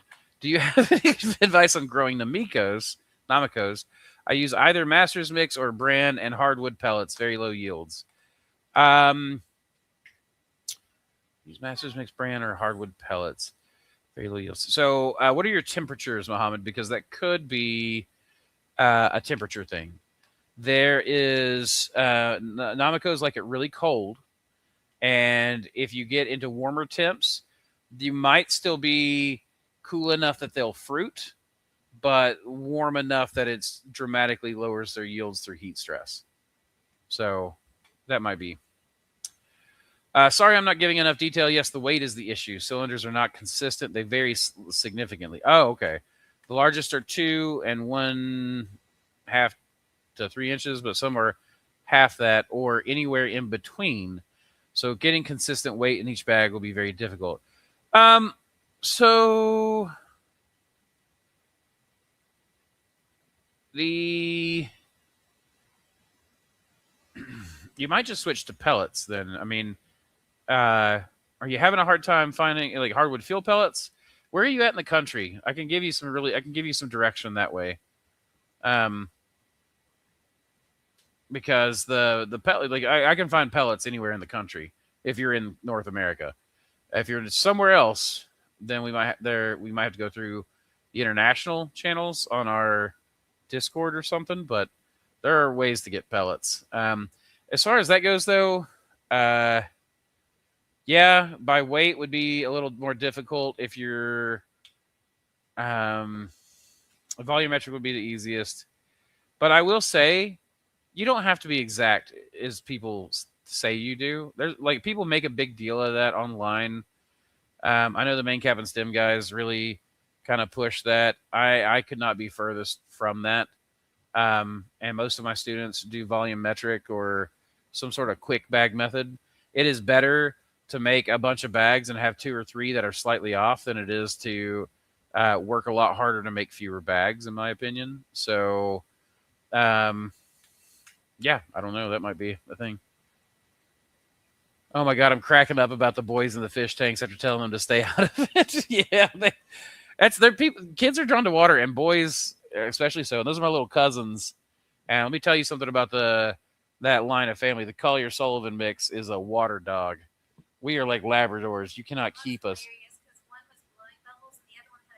So they said one was blowing bubbles, and the one had a Dremel tool with tape spinning on it, and they were popping the bubbles. Oh man, yeah, those are my little. Well, I guess 2 of those are my little cousin, and one of them's my adopted little cousin. So, you what? I like to watch them, but it's almost like Ben's kids, or it's almost like having grandkids. I feel like in that I get to go say hi, tell them I love them, hug them, instigate them a little bit, and then I get to. Oh, you're being a little snot right now. How about you go to mom and dad right now? Like, oh man. In fact, I remember really quick. We'll go back to questions again. But the first night I went camping with the Boy Scouts with the boys. There is snow on the ground. There is a snowstorm coming in, and I'm camping in my truck. The boys are in the tent that I brought.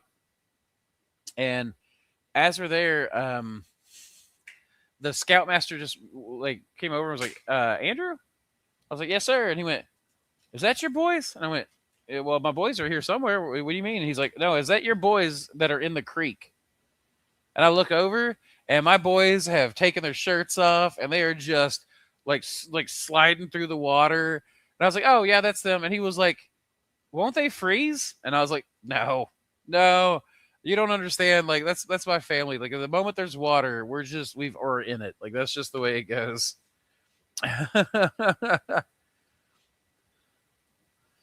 Because of their shape, I'm not sure if I could do it volumetrically, and if I wait, it would take forever, or maybe I'm completely missing something here. No, I mean, like you explained a little better now. Again, I don't think the briquettes may be your answer. Then it may be that you might just have to find pellets. If briquettes are free, something that you'll hear me say on my channel a bunch is that free is never free. Free always comes at a cost, and sometimes that cost is worth it, and sometimes that cost is not. And if these are that much more difficult to work with than pellets, it's going to behoove you to pay for pellets. Yeah, so it looks like you've already talked about stuff down further down, so I'm not going to keep harping on that. I used to catch tadpoles and put them in fish tanks so I could watch them grow. Oh, me too. So in fact, we're getting we bought out. I mean, at a steal of a deal because he had to be out. He's got to be out by the 28th.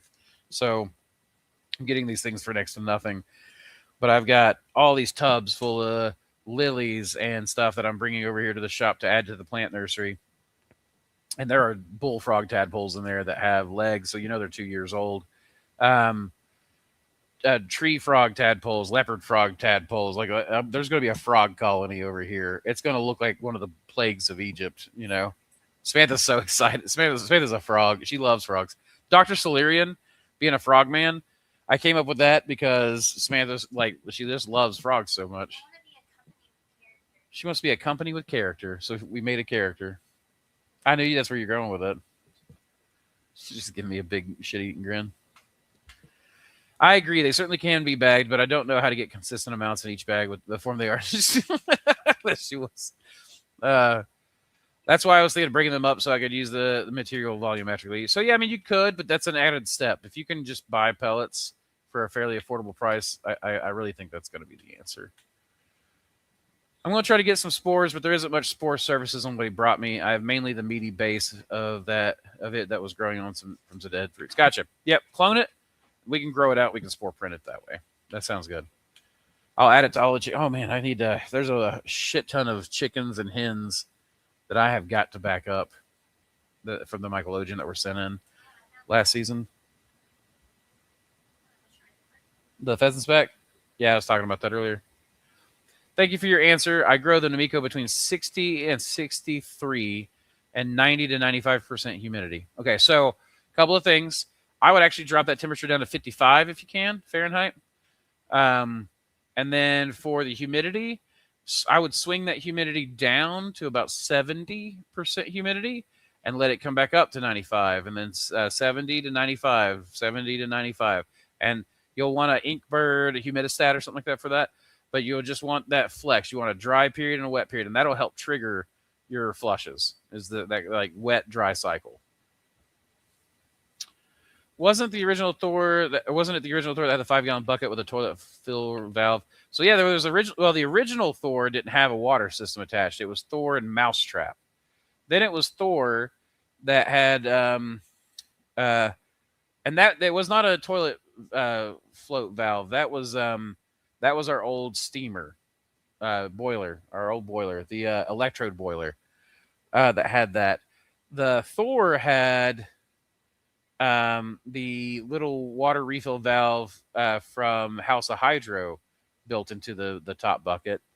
And then Ben switched to another valve after that. And then the volume, but it had a 5-gallon bucket on the top, or 3-gallon bucket. I think it was a 3-gallon bucket. Maybe it was 5. It was 5-gallon, and then it went to 3-gallon. And now he has a 1-gallon pressurized tank. Yeah. And now the pressurized tank refills automatically. Yeah, Samantha said the first prototype Ben brought her with the pressurized tank, that you would hit the foot pedal and the water would hit the unicorn bag so hard it would blow the bottom of the bag out. It said she was soaked and it was hilarious. I agree that it was probably hilarious. Miro's Adventures. This is Miro on my phone account. He's switching up on me. Might have missed it earlier. How many pounds a week is realistic for a one-man mushroom farm up? Say oysters. I mean, you could easily do 200-300 pounds. 400 pounds would be where I would definitely want some help. And it depends on if you're wanting to put 40 hours a week in or 50 hours a weekend, or 60 hours a weekend. What's your rep tolerance? Yeah, like what's your rep tolerance? Me, I'm not the kind of person that likes to show up for the job every day and do the same thing every day, all day, every day. So I would not be able to handle that for very long. So, but I will tell you that again, we had 4 people part time, each person working around 20 hours a week, and it's including Samantha and I. So it's Samantha and I, Jason, and Laura, and we were growing easily 600 pounds a week on average. High weeks, like the peak of the season, we were growing like 900 pounds a week. And then in the summertime, we might be growing 400 pounds a week, which was fine with me because 400 pounds a week actually meant less work, and we could go out and do stuff like go swimming or boating or something like that. So, that kind of gives you an idea of the breakdown. Now, of course, when you work in pairs like that, everything becomes more efficient.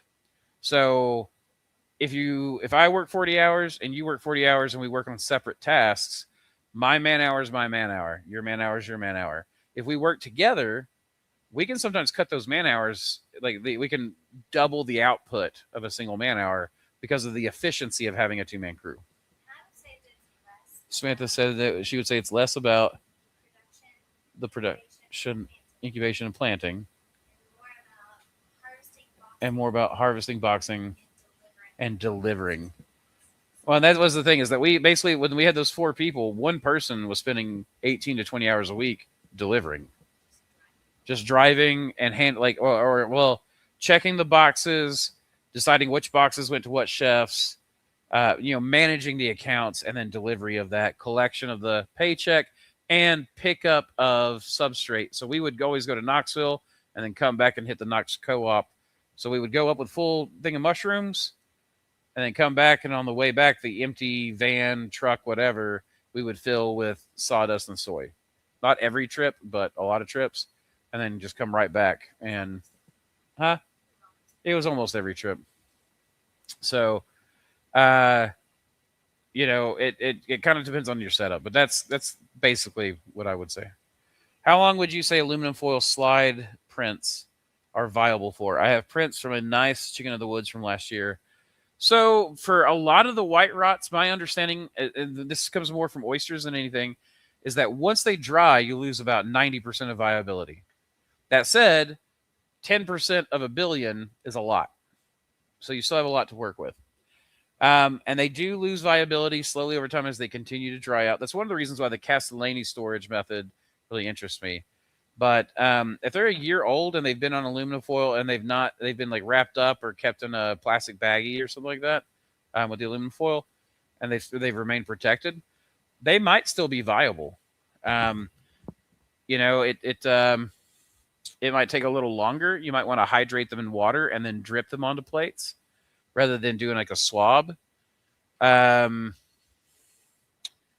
You might do a heat shock treatment on some of them or a cold shock on others. And so, you might have some trouble waking them up, but a lot of times you can still do that. What was it? There's a chemical that people will add to spores sometimes that actually helped the viability. Was it Tween 20? I want to say like a drop of Tween 20 as a surfactant helped the spores absorb water. Does that make sense? That kind of doesn't make sense to me. Huh? I think it's Tween 20.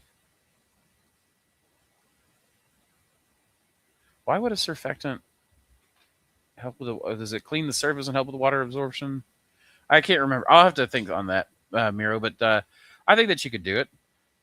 Take a little bit and swab it and then put it in some sterile water and then take that, suck it up in a syringe and drop that on plates, like a drop or 2 on per plate.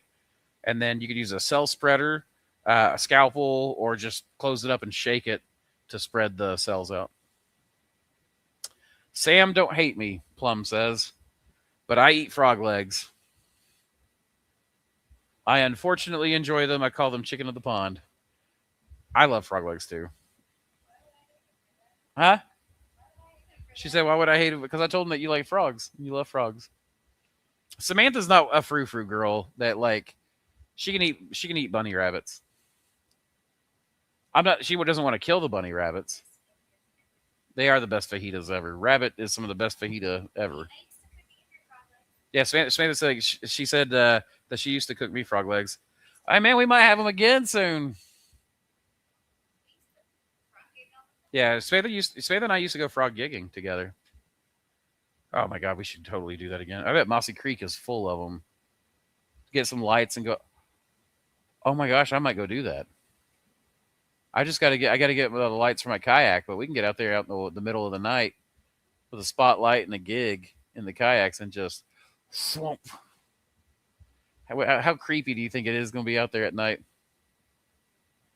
I think it'd be awesome. When you figure your profits, do you consider your own labor? Yes. Yes, you must always consider your own labor when doing profits because your ultimate goal as a business owner is to replace yourself. Your ultimate goal as a business owner is to work yourself out of a job. It'll never happen, but when you work yourself out of a job, now some people are happy mom and pop at it, and I still would want to track my labor and how much that would cost to replace, because that way I know that information for a variety of reasons. But the biggest thing is if you want to grow this into a business that you can take a vacation with, then you want to know those hours so that you can hire someone to come in part-time or whatever. So, pick a standard. Pick a good standard. Like if you're going to pick, don't pick minimum wage, especially if you're doing skilled work, because you can't replace yourself at that. So you don't have, just because you track it and consider your own labor doesn't mean that you have to pay yourself that. So pick $20 an hour, $25 an hour, something like that, $15 an hour. Track your labor. Go, okay, this is how much it would cost to replace myself. My system needs to be able to make that and more for me to make a profit. And don't count your wages as your profit as two different things.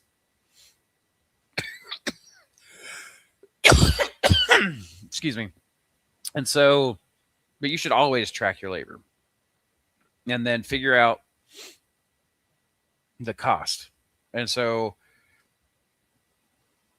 if it's going to cost if it costs you $15 an hour to replace yourself, then you can just put it at $15 an hour, or you can put it at $20 an hour, whatever. And then let's say you put it at $20 an hour and you pay yourself $15, or you put it at $20 an hour and you pay yourself $10 an hour, hoping that you make more on the profit side, right? But you would still track everything at $20 an hour, just that kind of thing. I can get Doug fir pellets here, but that's it. That's great. Doug firs, that's what all the Western growers use. These oak briquettes are significantly cheaper, though, and better wood. I live in Eastern California, kind of middle of nowhere. Materials are expensive here. Maybe I just have to try the Doug fir or foot the cost. No, don't foot the cost for shipping hard wood pellets. Get the Doug fir. Use the Doug fir. What you're going to save in labor compared to these means that these briquettes are not significantly cheaper. They're costing you more in labor than what you're saving in materials. With mushrooms, material cost is almost never the problem. It is always labor. Labor is what eats you alive in farming. So always buy the labor saving. Now that said, you don't have to buy it immediately. You can use the briquettes, I guess, if you want, but it's not like Douglas fir is the standard out west. Douglas fir and alfalfa pellets are the standard for growing out west. And I don't know what you mean by how cheap they are or whatever, because Douglas fir should only be somewhere between $5 and $10 a 40-pound bag. So, and if you can't find it for that, then we've got to find you somewhere else to get it cheaper, even in Eastern California. If Eastern California is an agricultural area, pine pellets, you can get pine pellets and grow a lot of different mushrooms on pine pellets. The horse stall bedding pellets. People use that all the time. People in Florida use that because they have a hard time getting hardwood fuel pellets, pine pellets out west.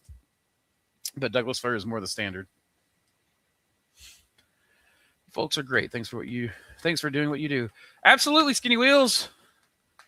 Glad to have you on here again. I recognize the bike.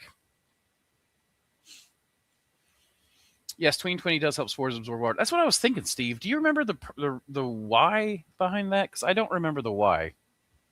I just remember. I think it may have been Ed that said that I heard, or maybe it was someone else. Maybe I probably shouldn't put that on Ed without knowing. I would love to see you guys do a mushroom-based recipe video or short. I've got a couple out there, but nothing. I've got the one where I smoked the mushrooms, got the one where I made the wine. But I'll do more. I'll definitely do some more cooking stuff, particularly on the grill. I'm a big grill guy. I like to grill and smoke like 90% of the food that I make, or crock pot. I've got a brisket in the crock pot over there. Why is that drawer open over there? Excuse me, man, I'm tired today. I'll do, if I'm doing the smoker, let's say I'll put potatoes, onion, like whole potatoes, whole onions, and a whole cabbage, and a picnic roast on the smoker, and I'll smoke that stuff down. The potatoes and onions go on last. Cabbage goes on first. Man, you'll smoke that cabbage till it's completely blackened. You'll do like an aluminum foil mushroom boat, where you do like the mushrooms, but you poke holes because you can't smoke mushrooms for super long because they dry out really easy, and they stay plump and moist, and you want to season them really good. In that video, I think I layered bacon in there, but I also did brats one year where we laid like just in the, they peeled we had the whole oyster cluster laid face up, and then you peel the oysters back and you throw like a kielbasa or a bratwurst or something in there. Do it again at the top. Do another one or some bacon or something, and then you layer turmeric and salt, pepper. You can do a little bit of cinnamon. You could even do like a paste rub, wet rub, and that kind of stuff. You can throw soy sauce or Worcestershire sauce on there. Like a mustard. Like I did one that was, I think, a hot dog themed one year for the October gathering.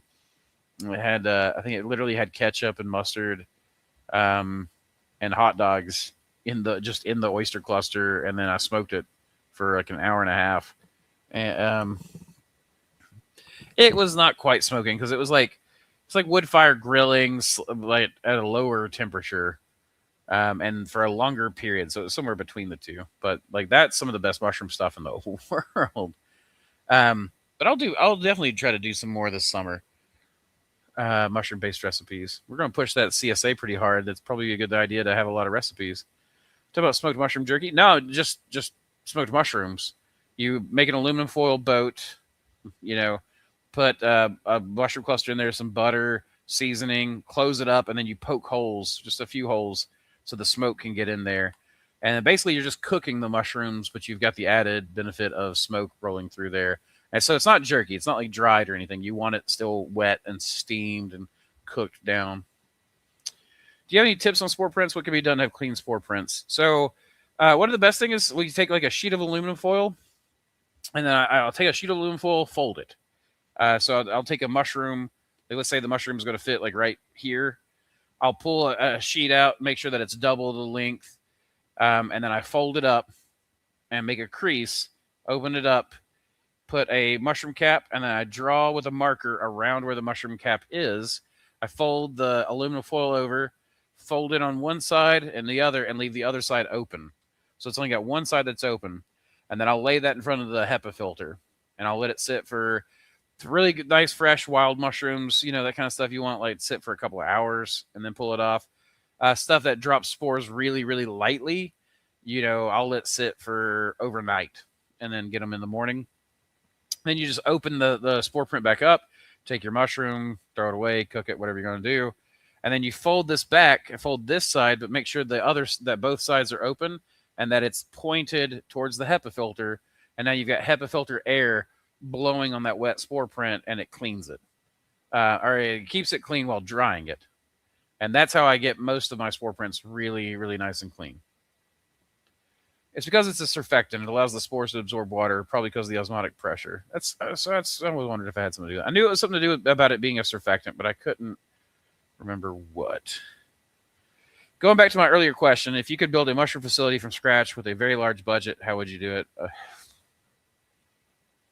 I don't know that I'd want to.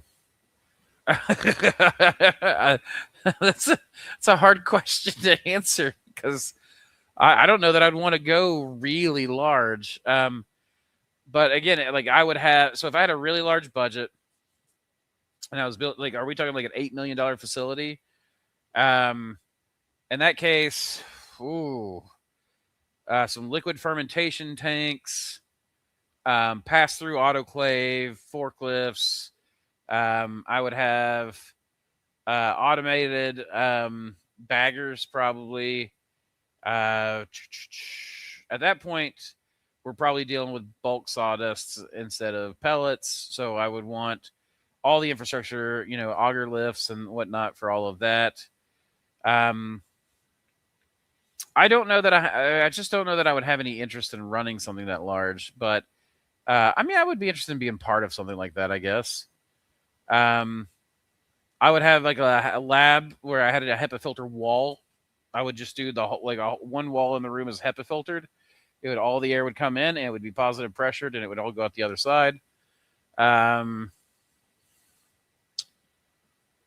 What I would do is probably very different than what a lot of other people would do because I would probably want to go lean into some of the education and that kind of aspects. But if you're talking like a Monterey mushroom kind of farm, that's gourmet, I would spend a significant chunk of money going to the Dutch, and I would pay whatever I needed to pay to learn all of the logistics of the Dutch flower industry. How do they get fresh cut flowers from one part of the world all the way to the other affordably and so fresh? And then I would see where I could apply that to mushrooms as much as possible.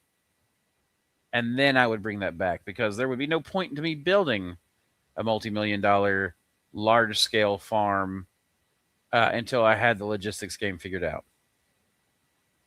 So that would probably be the biggest thing. I would probably go bottle farm. So liquid culture to bulk inoculation, bottle farm, everything automated as much as possible, that kind of thing.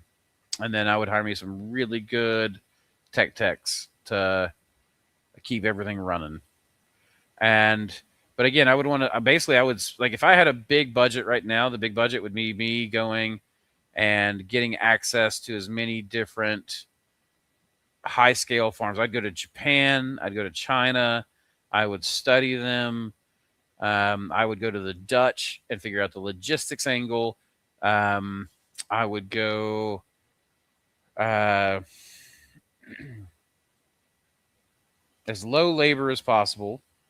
And then as soon as I could afford to get it, I'd get me a bunch of Optimus robots to run the line as much as possible. Because they're going to have a low bio load. Like, workers that have a low to no bio load that you can literally gas and it just kills the germs on the outside right before they go into work, or you can UV treat and it doesn't give them skin cancer, that'd be great. That'd be wonderful. That'd be fungus farming ant level of HEPA filtration kind of stuff down there. So that's the kind of stuff I guess I would do. How long should an LC syringe last? That's a very variable question, but I will tell you that I have had cultures that if it's pooled when the culture is at peak and fully grown in, I will let it sit on the shelf for a year and use it just fine. That said, I've used some that were 2 or 3 years old and never had a problem with them. So I don't know what the outside edge of that is. So I would say a year is safe.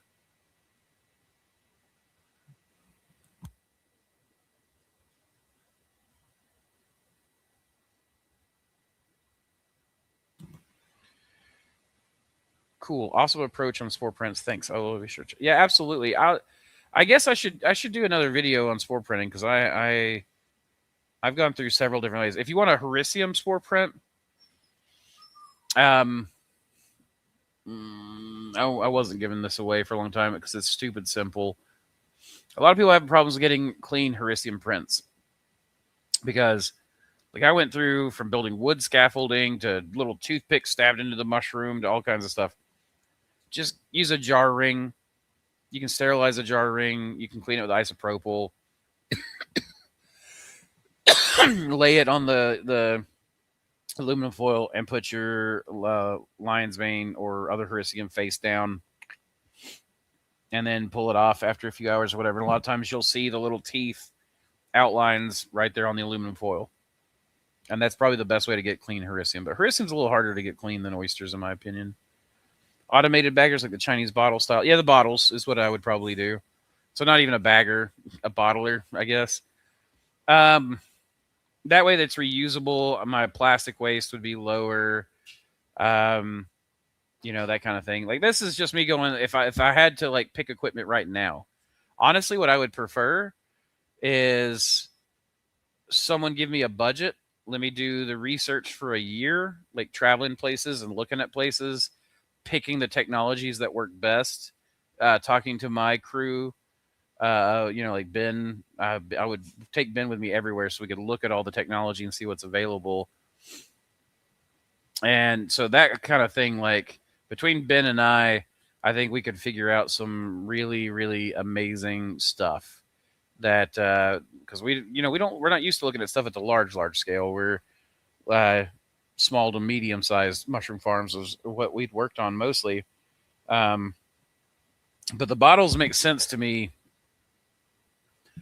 If I was going to be forced to spend millions on a mushroom farm, bottles are what I would probably do.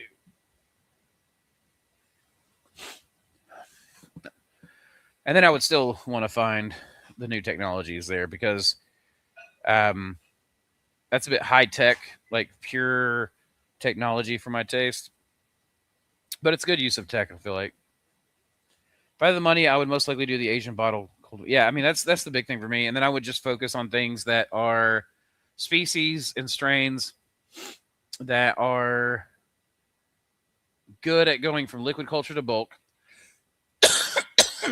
and good at growing in a vertical setup. Though you could orient bottles. You know, you could even have a machine that just grabs the tray of bottles and right there for side fruiting. So never mind. I guess I would do side fruiting too. But I would probably prefer vertical fruiting because you could put vertical fruiting in shelves and then have the saw blade harvesters where you hook it up on a track system and it just cuts and slides it onto a conveyor belt and then gets packaged and goes out the operation. So that's probably how I would do it. I'm currently growing AIO lion's mane from 4-liter bottles. So far, this approach has been a dream in terms of labor. Interesting.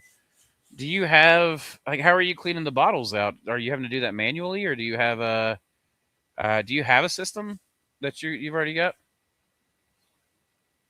We'll try out your approach with the Hericium spores as well. Thanks for saying. You're very welcome. It's a great technique. It makes super clean spore prints for Hericium. And probably other mushroom species too. Boy, that brisket smells good. We'll come back to this stream if I win the lottery. Yeah, good luck. I appreciate that. Now, there's a lot of things I think that could be done to scale mushrooms up still. So, all right. So I've got a video here. This is Jacob Culver, one of my mentees. When I said that anyone who wants to send in a video and do a farm tour, I will happily break stuff down.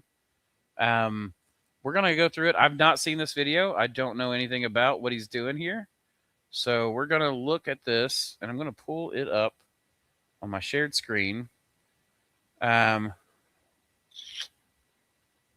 we go. Share. And add the stage. That'll work right there. Okay. Okay. How do I go theater mode? I guess it's filmed vertically, so we'll see. I'm trying to see if there's a better layout I can use. No. No. No. No. No. could do that. Oh, we can't have that. Bam. There we go. 2 subscribers. Mushrooms is now subscribed. It still only says 1 subscriber. Okay. We're just going to do it like this. Alrighty.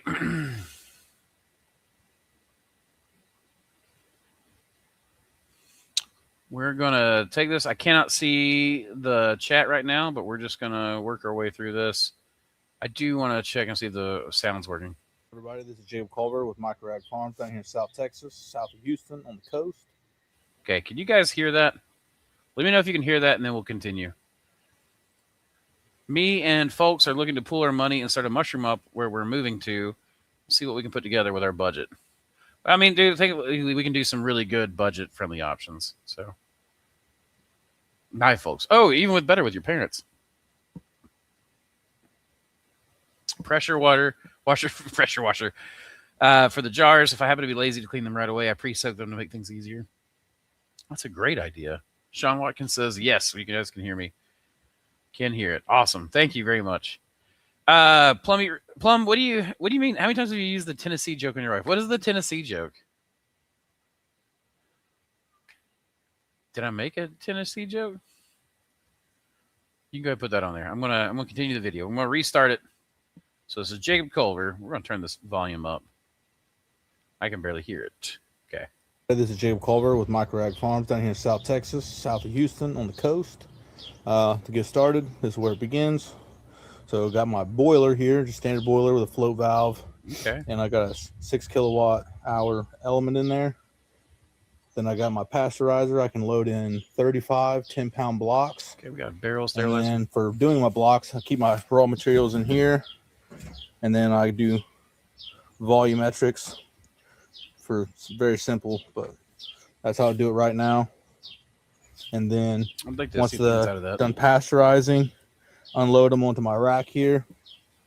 And then I roll the rack over to the doorway, and I have another rack inside, so I got to move them again, but it's better than lifting up over the door seal. My goodness, look at all that green already. But I do plan on building a ramp. I just haven't done it yet. And over here is the compost corner. This is where I put all spent blocks. Then I got my little mini orchard, and everything's budding out right now. That must be what the figs are. All right, we're inside. There's a grow room. I have a very small grow room in operation. There's a calendar with to-do lists and then a schedule. What needs to get done. There's a calendar. Real quick, when God sends the storms, he doesn't send the rain. Oh, I can't read the rest. With to-do lists and then a schedule. What needs to get done. Now this is a 10 by 12 room with 2 closets in it. So it's very tight. But to start off, I have my temperature controller here. I'm going to just watch this, and then we'll come back to it, and we'll go back through it. Turn it into an autoclave. Okay, yeah. And then, of course, I got my 4 foot by 2 foot HEPA filter. That's nice and tall. Oh, I'm a little jealous of how tall that is. I got another smaller HEPA filter here that I started with. Oh, okay, yeah. A little cluttered right now, but I got to do some organizing. No, it'll always be cluttered, buddy. It's always cluttered. Liquid cultures and all my blank jars and all my inoculated spawn. It's an interesting idea, keeping the syringes on there. And of course, down here is just different supplies and stuff I've organized into totes. And then this is where I unload the 10-pound blocks to be inoculated. Is that all one barrel? Over this way. So here's a rolling rack that I built. Holds 45. Sorry, having a brain fart. Then over here is some shelves I built in the closet. Holds 45 in this closet. And then in this closet, it also holds 45. Okay. It's a little tight. Got you a So I got my air conditioner on the wall here, on the shelf. humidifier then bucket. right over here, I have my manifolds outside. I got my water coming in, the air conditioning ducting, the exhaust ducting. And then, of course, here's my humidifier. 90 to 70. Yeah, that's I got an about what I would have Inkbird picked. humidity controller.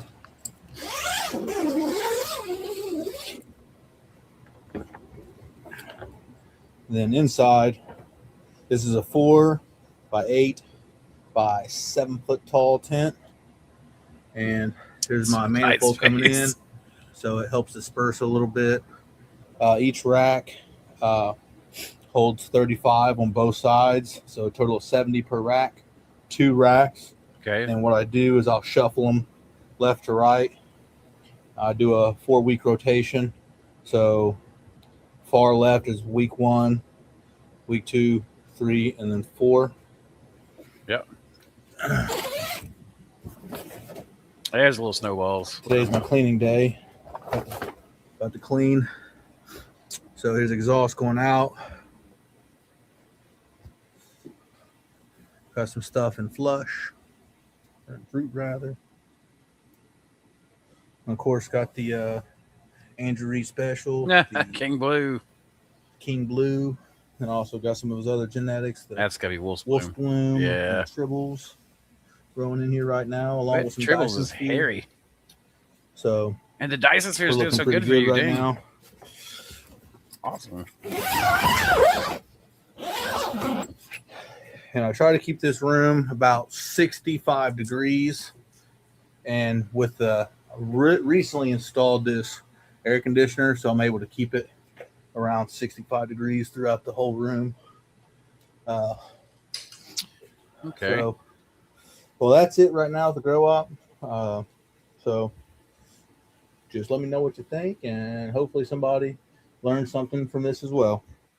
Okay. Yeah, so we're gonna restart this. Oh. Can I get it back from his logo? Nice. Got a varsity letter. When God sends the storm, he doesn't see the torrential rain. He sees the flowers blooming afterwards. That's what okay. Nice. Plum, you still haven't told me what the Tennessee joke is. I love how you said it's always cluttered, buddy. Good to know I'm not alone. Also, to anyone making a steam barrel, wine barrels are great, and depending where you live, can be cost effective. That's an interesting idea. I've not heard of anyone using the wine barrel, but I like that. And yeah, you're not alone. It is absolutely a thing. It's like I always go, oh yeah, I'm totally gonna do like next year. It's gonna be simplified. It's gonna be great, and it never is, man. You're I'm always cluttered. I'm always behind. So, all right, we're gonna break this down now, and we'll give. All right, everybody. This is Jay here. Culver with Microag Farms down here in South Texas, south of Houston, on the coast. To get started, this is where it begins. So, got my boiler here. Just standing. Okay, I would have liked to see what's in the. Let's see the barrel a little bit better, but that's cool. Boiler with a float valve. What is that? I got a weight on 6 top? kilowatt hour element in there. 6 kilowatts for this size barrel's probably a little overkill, but especially with it being insulated so well. That said, it's okay to be overkill because you can always move up in container size. Then I got my pasteurizer. I can load in 35 10-pound like that blocks. Milk pasteurized? And then for doing my blocks, I keep my raw materials in here. Oh, it's just raw materials. My bad. Okay, that's. I do. Oh, okay. I like this. I like this a lot. I don't even know if you guys can see my mouse when I'm showing that, but I'm liking this a lot. Where we've got these are volumetric scoops. Looks like. I really like that. Like, just you can make that any size you want. It'd be really easy to fill it up to a certain weight, mark it with a marker, and then just cut it with a Sawzall or whatever. So that's a pretty neat little scoop system for pre-bagger setups. He doesn't look like he's got room for a bagger right now. He'd have to make some room for it. And honestly, if you're doing like 40 bags a week, hand scooping is plenty fine. When you start doing 120 to, I don't know, 240, 3, 60, something like that, bags a week, then the baggers start becoming more and more important for saving you on shoulder rotator cuff surgery. But as far as that goes, I really like that volumetric. Like I've always used pitchers, and I would mark the marker, and then I would scoop, and then I would just. But I like this because if you've cut it to where it's actually the amount, you just wrap your hand around that thing, scoop it, and then just shake out. Like as you just go scoop and shake all in one motion, and just keep on moving. I like that a lot. Let's move on. Volumetrics for very simple, but Yeah, that's how I do it right now. I love it. And then once they're done pasteurizing, unload them onto my rack here, and then I roll the rack over to the doorway. So real quick, unload them onto my rack. For anyone looking at this, including Jacob, I think you can go to Uline and you can buy larger casters that'll fit those same shelves. That's going to make your life 10 million times easier, especially as you go on. So the larger casters, these smaller ones, they don't last long. This is not really a critique of the farm so much, just a helpful hint that I think that your life will be better if you get those casters that, you know, they handle like 400 pounds each. And then it's going to be like rolling nothing after you have those, the big red wheel kind. That's the way to go, in my opinion, with those. This is the rolling rack is perfect. It's just Here, it'll be easier with larger wheels. And then I roll the rack over to the doorway, and I have another rack inside, so I got to move them again. But it's better than lifting up over the door seal. But I do plan on building a ramp. I just have Another thing too, though, is your bagging area is going to be hot as heck through the summertime where you're at. I think, unless I don't know, you and I talked. Now that I think about it, where you're on the coast, you might have said it's a little milder. I can't remember now. Yet. And over here is the compost corner. Compost corner. This is where I put all spent blocks. Valuable spot on the farm. My little mini orchard, and everything's budding out right now. Figs for days. All right. We're inside. There's a grow room. I have a very small grow room in operation. There's a calendar. This is probably going to be my biggest critique. And a schedule is just right here upon opening the door. I do like this. This right here is going to save you a lot, and I like that he put this down here. Where it's okay. So you've got really just want. That's probably going to be. Can I? Okay. No, I want to read it. Oh, did it actually? Okay. We're still going to go back. Okay. Anyways, he's broken it up into daily tasks. And this is the nice thing about this is that you don't have to do the same thing every day. And you can build light and heavy days to fit your schedule. So if you do the same thing on the same day of every week, you can make every day of the week different. And it almost feels like, as a farmer, like where like commodity farmers have big seasons that last, quarter of the year, you can have daily seasons on your farm, right? And they come through, and you can design your week to be whatever you want it to be around the few hard points you have. You have markets on Saturday. Great. That's a hard point. Your daughter's got track meets on Wednesday. Great. That's a hard point. You do not want to miss that shit. You get to design your life here. And so I like this because you can, like, let's say if he, like Tuesday, I can't tell what these things say exactly. I do see farmer's market on Saturday, see church and rest on Sunday. Yep, there you go. And so he gets to design his life based on his personal means, his personal needs, his financial needs. And I mean, that's the biggest thing is that we do this mushrooms thing. I know a lot of people that get into mushrooms aren't, like, a lot of people my age apparently aren't having families and stuff. I would highly encourage you to do so because it's been the best thing in the world for me. But the other side of this is that as you do so and you build a family, you get to design your week around this. Being the mushroom farmer actually allows you to, if you do it well, you can design that around your life and you can change it around your life. And having these daily tasks, like this is very well organized. If you need to shunt something from one day to another, that's fine. If you need to do that every week, then you need to redo your schedule. But having this where you can see it, this is a bare minimum day.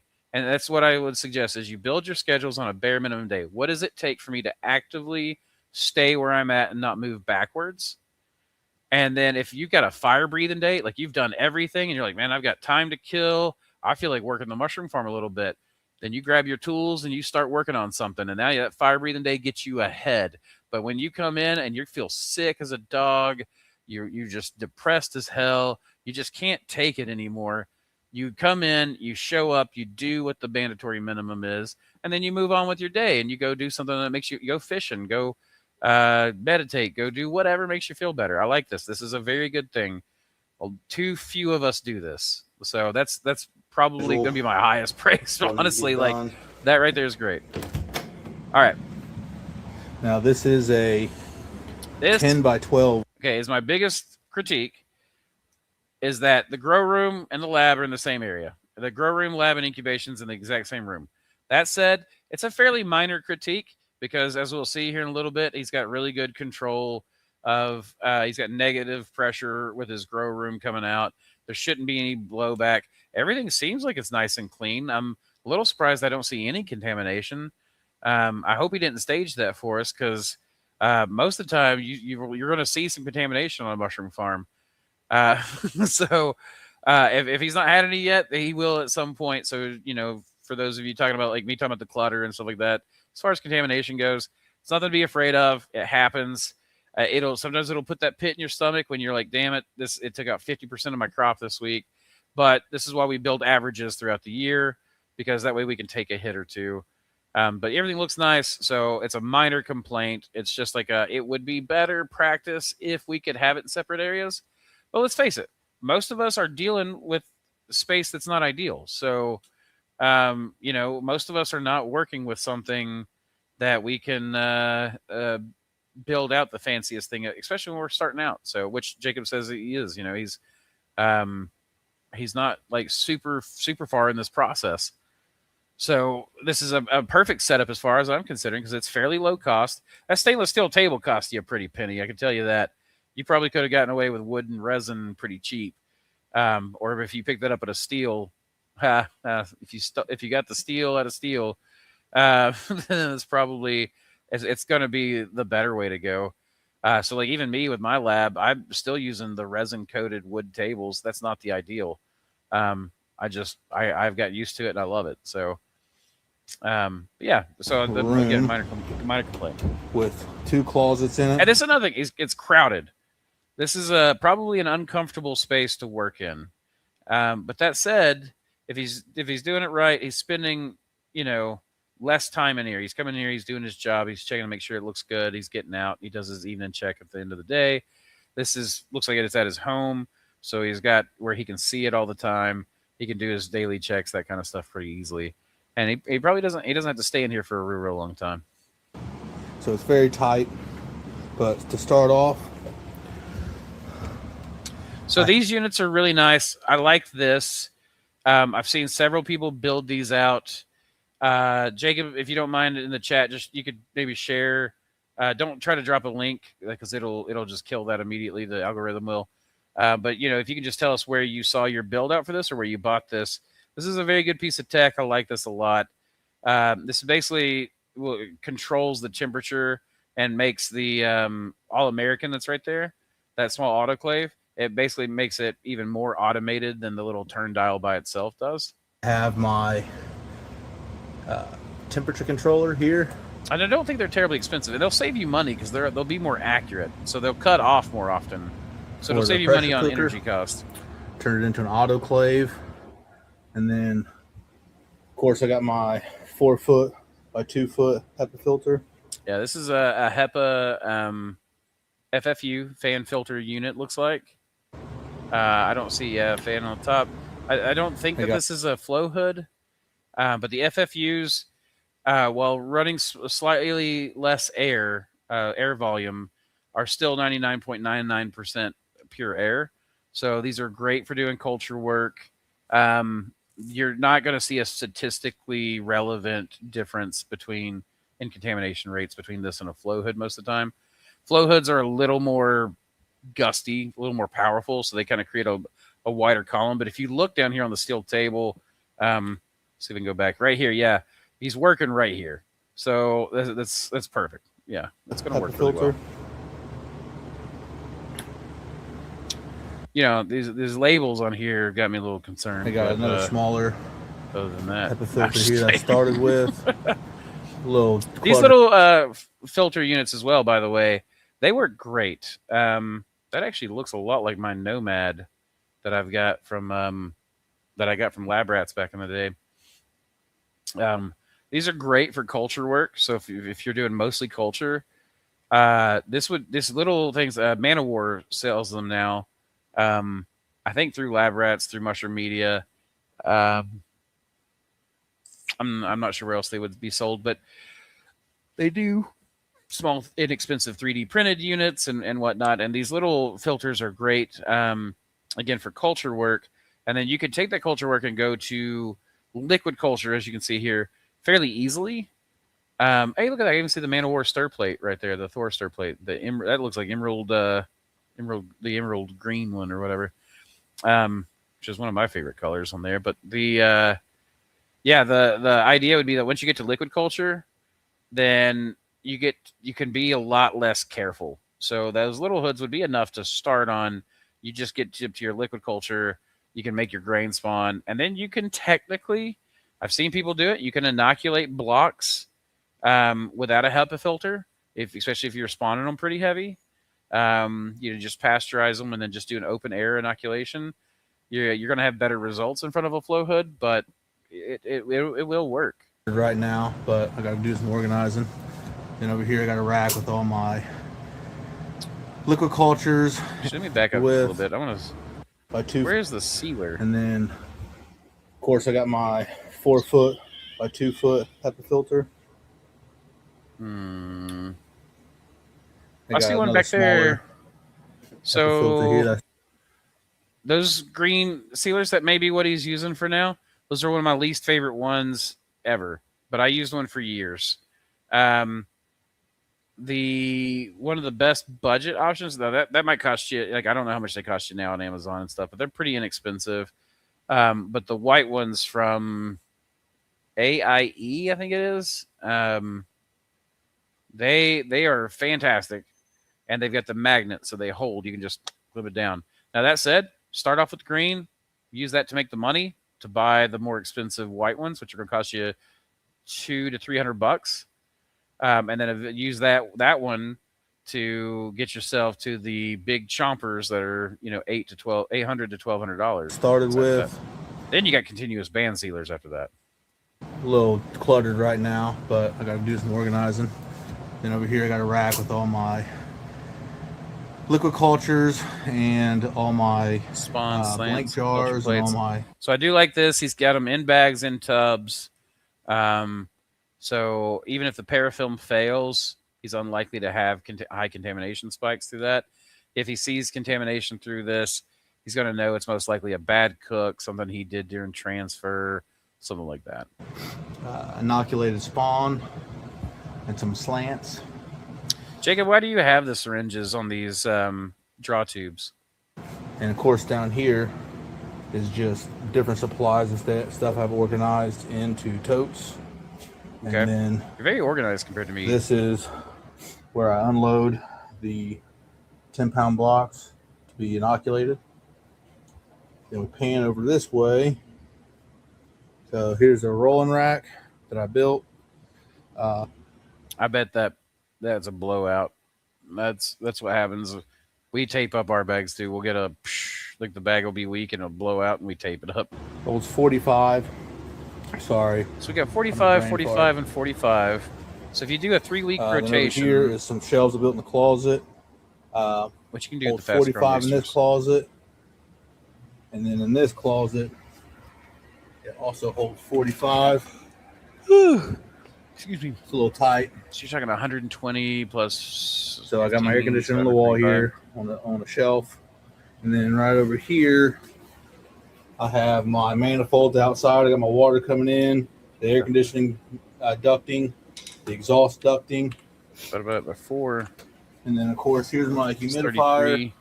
So you can do about 33 and 3/4 blocks per week. So that's pretty respectable if you're doing farmers markets and stuff. I mean, you can make a 33 when I was doing restaurants. Let's clear that. So 33. You know, if you were doing that to restaurants, that's still like $600 a week that you can do out of a little bedroom like that. It's not bad. Let me look a little bit more about this. I kind of started thinking about. I have my manifolds outside. I got my water coming in, the air conditioning ducting. So that's interesting. I like how that he must have a bulkhead or something here. You get your air going out. Exhaust ducting. Yeah. So he's got negative pressure being pulled on there. And then, of course, here's my humidifier. Fogger humidifier. And where? I got here's my humidifier. The exhaust ducting. Ah, okay. So you got a filter on your inlet. So air's being pulled or pushed down here.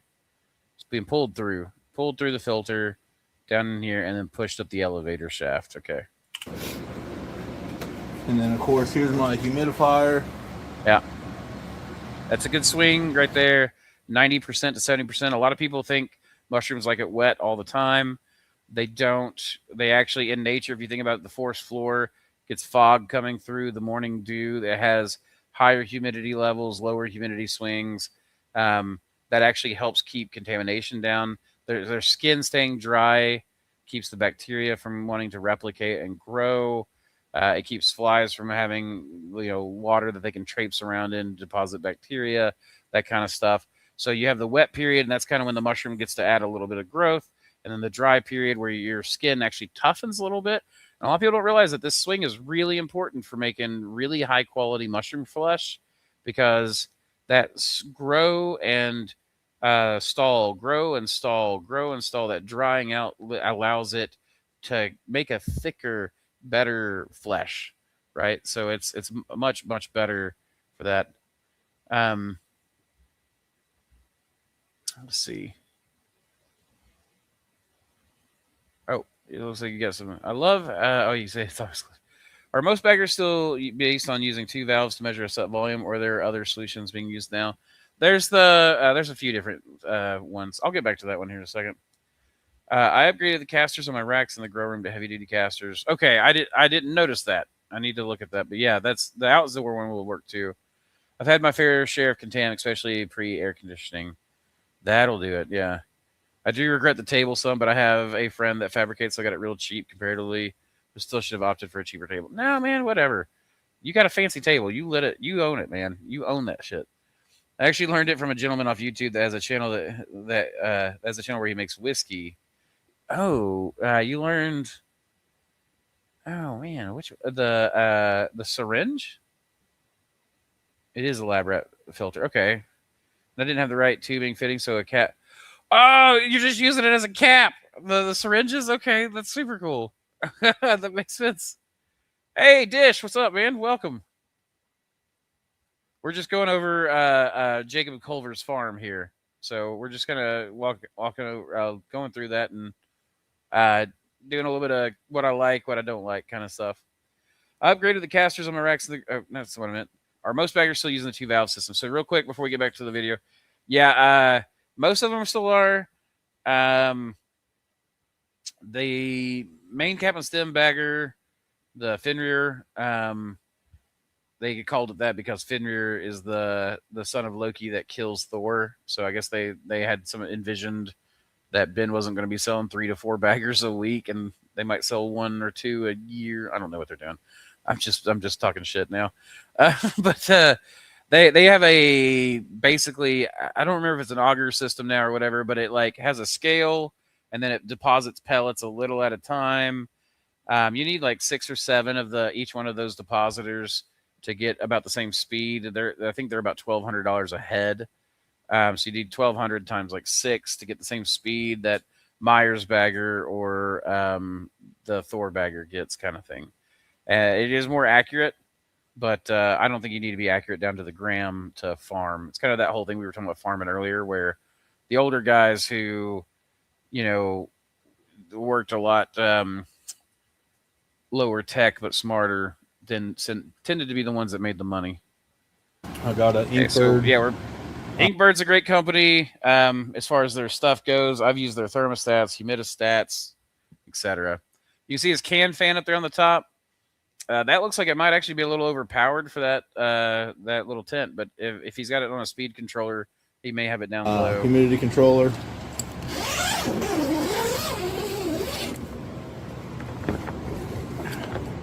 And then inside, this is a 4 by 8 by 7 foot tall tent. 4 by 8 by And 7. There's my manifold coming and in. he's able to hold about 45 blocks a piece a little bit on the shelves. Each rack holds 35 on both 35. sides. So Oh, okay, so that's like his weekly rack, average, yeah. 2 racks. And what I do is I'll shuffle them left to right. I do a 4-week rotation. Now, Jacob, one thing I would say is if you're saying what I think you're saying with the shuffling, I would just leave them in the same spot and then just have week 1, week 2, week 3, week 4, and then I would take out one wall at a time, and I wouldn't shuffle my blocks around at all. Like once they went in, I would never touch them again except to harvest. And then from there, I would not have like any movement. I would just go in, harvest, and then 4 weeks later, I come out, I take every block out, throw it in the compost corner, clean that one spot, and then that one rack, and then spot clean everywhere else, and then I would reset the blocks or reset it with new blocks, and then I'd walk away. And that I may have misunderstood what you're saying there, but if you're saying that you move blocks around, that's way too much work. You want to get away from that as fast as possible. Far left is week 1, week 2, 3, and then 4. Okay, so you are okay. I think I just misunderstood. I think you are doing that. Okay, you said shuffle them, and I guess when shuffle, I had a vision of something else. But it sounds like no. What you mean is you rotate the weeks out. So that's my bad for misunderstanding. Today's my cleaning day. Right here. So it looks like I bet you could get another set of blocks behind these, and could fruit vertically. So you might be able to get some black poplars or something back here. It would be a pain in the ass, but it would be a way to increase a little bit of weight or get a specialty mushroom or something back there if you just wanted to. So here's exhaust going In fact, out. what you might, I think losing a shelf by spacing them out further would actually be detrimental. So I'd put a long fruiter back there, like a black poplar or something like that. If I was going to do that, it would be such a pain that I would try to get away from that as fast as possible. But sometimes when we're working these smaller offs, we got to squeeze every penny out of them. Got some stuff in flush. Ooh, those nice King Blues. Those look nice and tight and compact. And of course, got the Andrew Special. Andrew Special. King Blue. And also got some of his other genetics, the Wolf's Bloom and the Tribbles. The Tribble, you're getting some nice hairy Tribbles. That's the way I like it. That one looks like it's starting to mature a little early. Growing in here right now. I am always terrified having mushrooms on the low shelf. And I totally get, for one thing, I don't like bending over that far, but I'd be afraid that I'd go to bend over and I would knock these off with my ass or something like that. I'm always terrified, but maybe that's just me and my big belly. Along with some Dyson Sphere. Dyson Sphere looks really nice. So, guys, the reason I'm making a big deal about the Dyson Sphere one is the Dyson Sphere is actually not an easy one to grow. It requires warmer temperatures, which is why I'm a little surprised it's doing so well for him in the temps he's talking about. Again, mushrooms are weird. They seem like they can sense outside, though, so they must sense that he's in Texas. But Dyson Sphere is one of my warm weather strains, and it's been a little tricky for people. People who love it, and people who can't get it to grow obviously do not. So we're looking pretty good right now. Everything's looking good in there. It's nice and clean. You said you still had to clean, so good. I'm glad. I try to keep that's this good room this. about 65 degrees. Yeah, you said 65. And with the recently installed this air conditioner, so I'm able to keep it around 65 degrees throughout the whole room. So Let's see. I want to. well, that's a rolling right. Okay, so right here, we've got a variety of blocks in various stages of colonization. You see these on the bottom left or bottom right three are like kind of just barely puffing out. The ones above are really going along. I'm not seeing a ton of condensation. I've seen a little bit of condensation near the tops of the blocks. That's fine. That just means he's probably going heavy on his spawn. But at 65 degrees, that's not a problem. If I saw condensation all the way up the bags, I'd be a little worried that the bags would be overheated or bacterial. Bacteria grows a lot faster, produces a lot more condensate, a lot more bigger temperature difference. So you're seeing that seems like he's got good control of what's going on temperature wise. The blocks are not getting hot. He does have them spaced out. This is what I would use more as like my summertime spacing. In wintertime or when things are cool, or if I could keep it 65, I would probably squeeze in one more block per shelf if it made sense to. Now, again, depending on what his barrel's producing, how many he's able to produce through the barrel, it looks like he'll be able to go to a trough really quickly, though, if when he wants to expand. I do see the higher grade casters there. That I built. That's definitely a good way to go for that. So, Jacob, I appreciate you sharing that with us, man. I know things are looking good. I'm excited. I'm glad to see that things are going well. You are industrious, and it looks like you're a better handyman than I am. And again, man, as far as like the table goes, I wouldn't regret it. If I could have fancy steel tables, I would have a fancy steel table.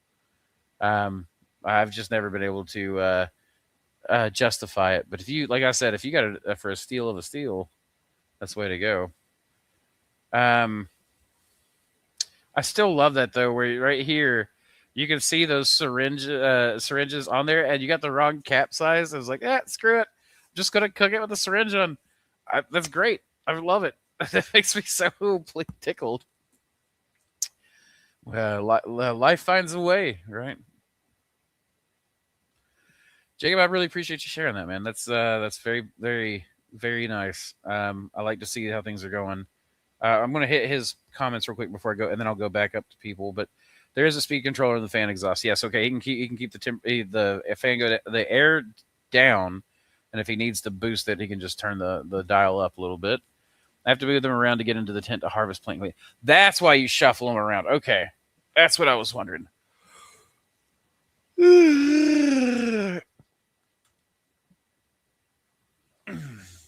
But no, that makes sense that you've got to shuffle them to. That's what I was telling you. I was like, that's so tight. Like I could not crouch in there. I would just be like.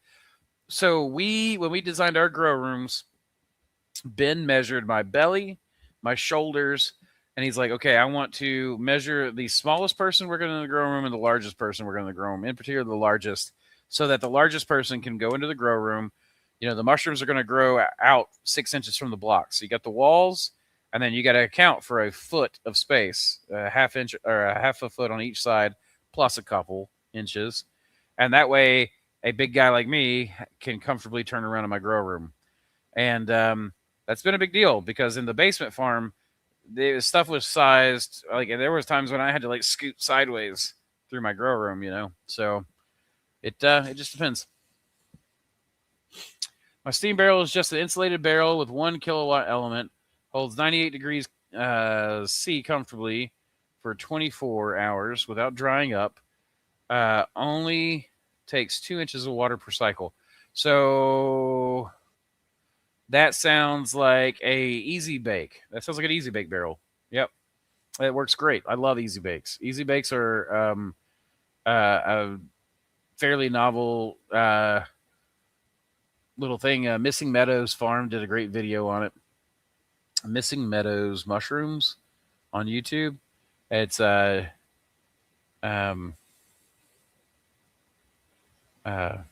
Oh my gosh, my mind's gone blank. Campbell. Jesse Campbell. I wanted to say Joe Campbell, but it was Jesse Campbell. Anyways, Missing Meadows is the important part. He did a really great video for the community. So on the Easy Bake Barrel. I considered making a block cooker out of an old water heater. It has the element built in already. It's insulated and has a drain valve, so the build would be fairly easy. I just wonder about how much space is in there. Would you be able to empty out enough of the guts that you can have enough space in there to do quite a few blocks? Because that would be ideal if you could. Mixing. See, we use here nowadays. I don't even have our hot water heater. Well, our hot water heaters are the inline gas ones. So mixing grain spawn into fruiting blocks is my biggest labor pain. Can't wait for a robot that can do it. Have you not seen the block shaker, the bag shaker from Manowar? They're selling them. There is a bag shaker. It shakes. I use it every day. Shakes grain into your bags. You just mix it right in.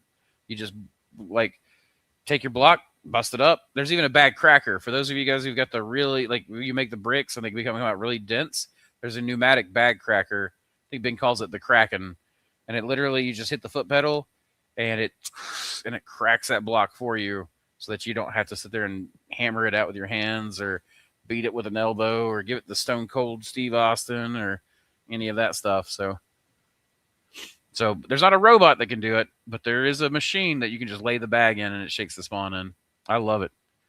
It's a little expensive at $800, but actually I would call that cheap for what it does. I mean, it replaces almost a full farm. It would replace almost a full single person's job just shaking bags. Speaking of moving blocks, on lots of bigger ops, I see them have dedicated incubation rooms. Wouldn't it be more efficient to have every fruiting bag incubate and fruit in the same place? Ish, it is. It's efficient in moving, but it's actually like you can do it that way in certain places, but like shiitake, like the nice thing about incubation is that you can do high density shelving much easier than you can in a grow room, because grow room you need access. So your incubation room, if you're growing something like oysters, something with quick turnaround, your incubation can be much smaller than your grow space. If you're doing some shiitake, your incubation needs to be much larger than your grow space, because you're going to be holding 12 weeks worth of blocks. So you'd have to have 12 different grow rooms to do the 12-week shiitake. 8 weeks worth of blocks for the 8-week shiitake. So you can do it, but it's easier just to have 2 dedicated spaces that have rotation constantly instead of 12 different rooms at that point. Nice little grow up scene. Yeah, absolutely. I thought so. Jacob, I'm really happy that things are going like that for you, man. It wasn't, he was here at the op not too long ago. He did his mentorship a couple of years ago, had to work through some stuff, had an addition to the family, all that kind of stuff. And then finally got to start doing the mushroom op. So he came by, actually stopped in and, got to show me a little bit of stuff, but, got to pick up some cultures and then head on. And so he's not actually had a lot of time to put all that together. So, yeah, thank you, Miro. I like to think sometimes I got some of those good points. There's a massive mushroom farm here in Canada that does only oyster and shiitake. I wonder why those 2 specifically. Part of it's legibility of the marketplace. The chefs, grocery stores, investors love legibility. What I mean by that is investors love, like, if you go to somebody and you're like, hey, I want to grow a strange mushroom and I figured out a way to grow a ton of it and it's delicious. And they're like, cool. Have you proven that you can sell it? Well, no, but it's way more delicious than others and I can grow it cheaper than other stuff. Great. Talk to me when you've proven that you can sell it. That kind of thing. And what you see is a lot of times you've got people who will change things up. And when they change things up a little bit, they're oftentimes not the guys that are making the money. The guys that are making the money are the ones who see the guy that changed things up and then see where the value is there and maximize that value, because they didn't have to put all the money into the investorship of it, the research side of it, that kind of thing. I think it's called The Innovator's Dilemma. There's a book on it, actually. But so part of it's market legibility.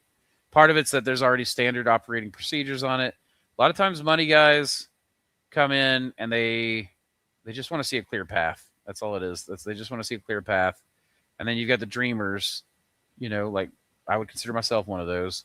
The dreamers who want to play with things and change things and do things better. And the problem is that sometimes we dreamers, when we're chasing down that side, we can burn money, right? So we have to be really, really careful. For mixing grain into substrate, I recently screwed cartwheels upside down and placed a barrel on top. You can rotate the barrel on the upside down wheels with all the bags or substrate inside. That's a good way.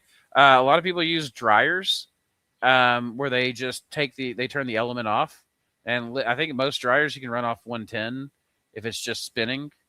I've seen farms even here local that have homemade barrels with like PVC slats in them, and they just turn that on a belt-driven system. I've seen the corrugated sewer tubes or whatever, water downspout tubes. They're the large ones used with like 2x4s or 1x2 slats kind of at angles. That's a belt-driven system. So, yeah, I mean, there's a lot of different ways to do it. And that is a great way to do it on the small scale. You would not want to do that on the large scale, I don't think. It's a little bit harder to clean when bags burst.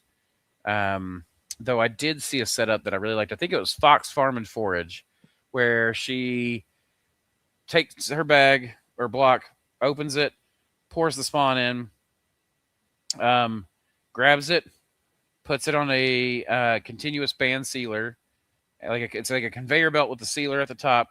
The bag just kind of goes down, and she's already busted up. It's not a brick anymore. She busted up the substrate, loosened it up, and so it goes here. And then they have a tumbler. That's what I was talking about, the drain pipe looking one. And they had it at an angle, so the continuous band sealer you have your bag riding, and then it just falls off. This thing's spinning, and it would flap, flap, flap, flap, and mix the spawn in, and then it would just drop into a hog bin. And then you had somebody there at the end just picking them up and putting them on the shelf. And that was a pretty sweet setup. That seemed fairly inexpensive. Other than the continuous band sealer, those things are not cheap. Heroes Adventures, where in Canada are you? Andrew needs to start a business channel. No, I don't. I'm not a great business person. I am not a great business person. I focus on it because it's a weakness, not because it's something I'm good at. Not sure if I should say this, but a cheap exercise vibration plate with a harvest box on it will shake 3 12-pound bags at a time. I'll let 3 bags go for 5 minutes for all 3. That's not a bad idea. Do you want those ones that you stand on that just like, kind of you got to balance or whatever while they're shaking? I don't even know where you would get one of those. I guess see them online. You could do 3 bags every 5 minutes. Yeah. If you're doing small scale, I think that's a great idea. Like if you're going large scale, I would get like a bag shaker or build a tumbler system or something. Prairies, what about you? Toronto, I use a dryer. Yeah, the dryers are great. First dryer I ever saw, I think, was T.R. Davis using it. He drew eyes on it and named it Shake Kira. Which was pretty clever, I thought. I think Toronto is the closest we have to New York in Canada in terms of population density. Totally. That sounds big then. I've heard, though, that Toronto's got a really bad real estate scene right now. It makes a big difference having access to so many more people nearby. So if you're in prairies, I guess, is that pretty low population? Well, shoot, guys, we're at like 2 hours and 54 minutes, so I'm about to call it. Last call. Get your drinks in. Last call. Last dance. We're gonna call it a night. Jacob, I really appreciate you sticking around, showing us your operation. I know that takes a little bit of courage because I know I cringe every time I show my operation. I'm like, oh, I don't want people to see this. Oh, this is too small. This is too contaminated. But guys, I think it's a wonderful thing to have your ops shared. So if you're afraid of that, send it. We'll go over it, and we'll do it in hopefully such a way like you saw. Like I'm critiquing. I critique things, but I'm not going to judge you guys. Like I've done so many much more wild things than you probably have seen. Hell, I caught a couple of stink bugs and threw some cordyceps on them earlier. So, now you know my dark secrets. I'm totally going to see if I can grow cordyceps on an invasive stink bug. The marmorated shield bug or stink bug or whatever they call it that's invaded the southeast. Or I guess maybe like wildly across North America. But oh yeah, Toronto real estate is in free fall. Prairies have a low density indeed. Okay. So I've always wondered about that. Mushroom ops and low density, like CSAs have got to be the way to go. Markets would be the only way, perhaps. Nice evening, Andrew and them. You too, Miro. Thank you very much. You're very welcome, Sean. I just realized it is 2 a.m. from where I'm watching. Thanks for answering, sharing. Best of grows to you from Europe. Well, best of grows to you as well, Christo. Keep spawning culture, and good luck to you. Thanks, Dish. You too. Absolutely, guys. Thank you so much. If you if you want me to go over your ops, feel free to send it in. Last call for the cordyceps is tomorrow. Cordyceps class got pushed back to this coming Saturday, so you have one more day to sign up for you. And we do have a guest teacher. It is Sam from Shroom Squatch, who's a much better cordyceps grower from me. So the class just got that much better and the value that much more. I'm going to teach my liquid culture techniques, and then from there, he's going to take over for the last 3 hours and just go over basically all things production cordyceps. We've got some new things coming out about the CSA. I've got some videos coming out on cardboard spawn, some low tech stuff, how working with Tree of Heaven and some invasive species, and making use of those. Kind of like we're out back. I've got a ton of Tree of Heaven, so I decided to start coppicing it and growing wine caps. So we got a bunch of videos coming out. I'm a little busy right now setting up the plant nursery, but once I get that down, hopefully the videos will start coming back out. Let's see. Any other updates? I can't think of a thing. If you guys have any other questions, feel free to email me, monstercreekmushrooms@gmail.com. Thank you guys so much for making this a great stream. And as always, y'all,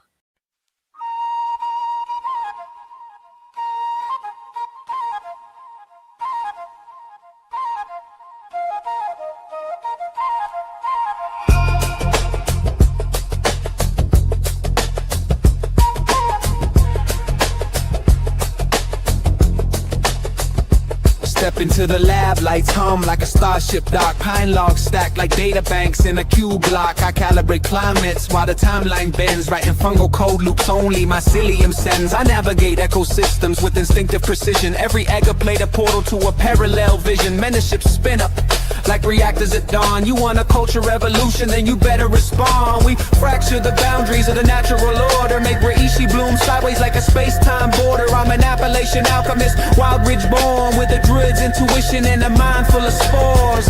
Keep spawning culture. We're the network underfoot, the unseen sculpture. Keep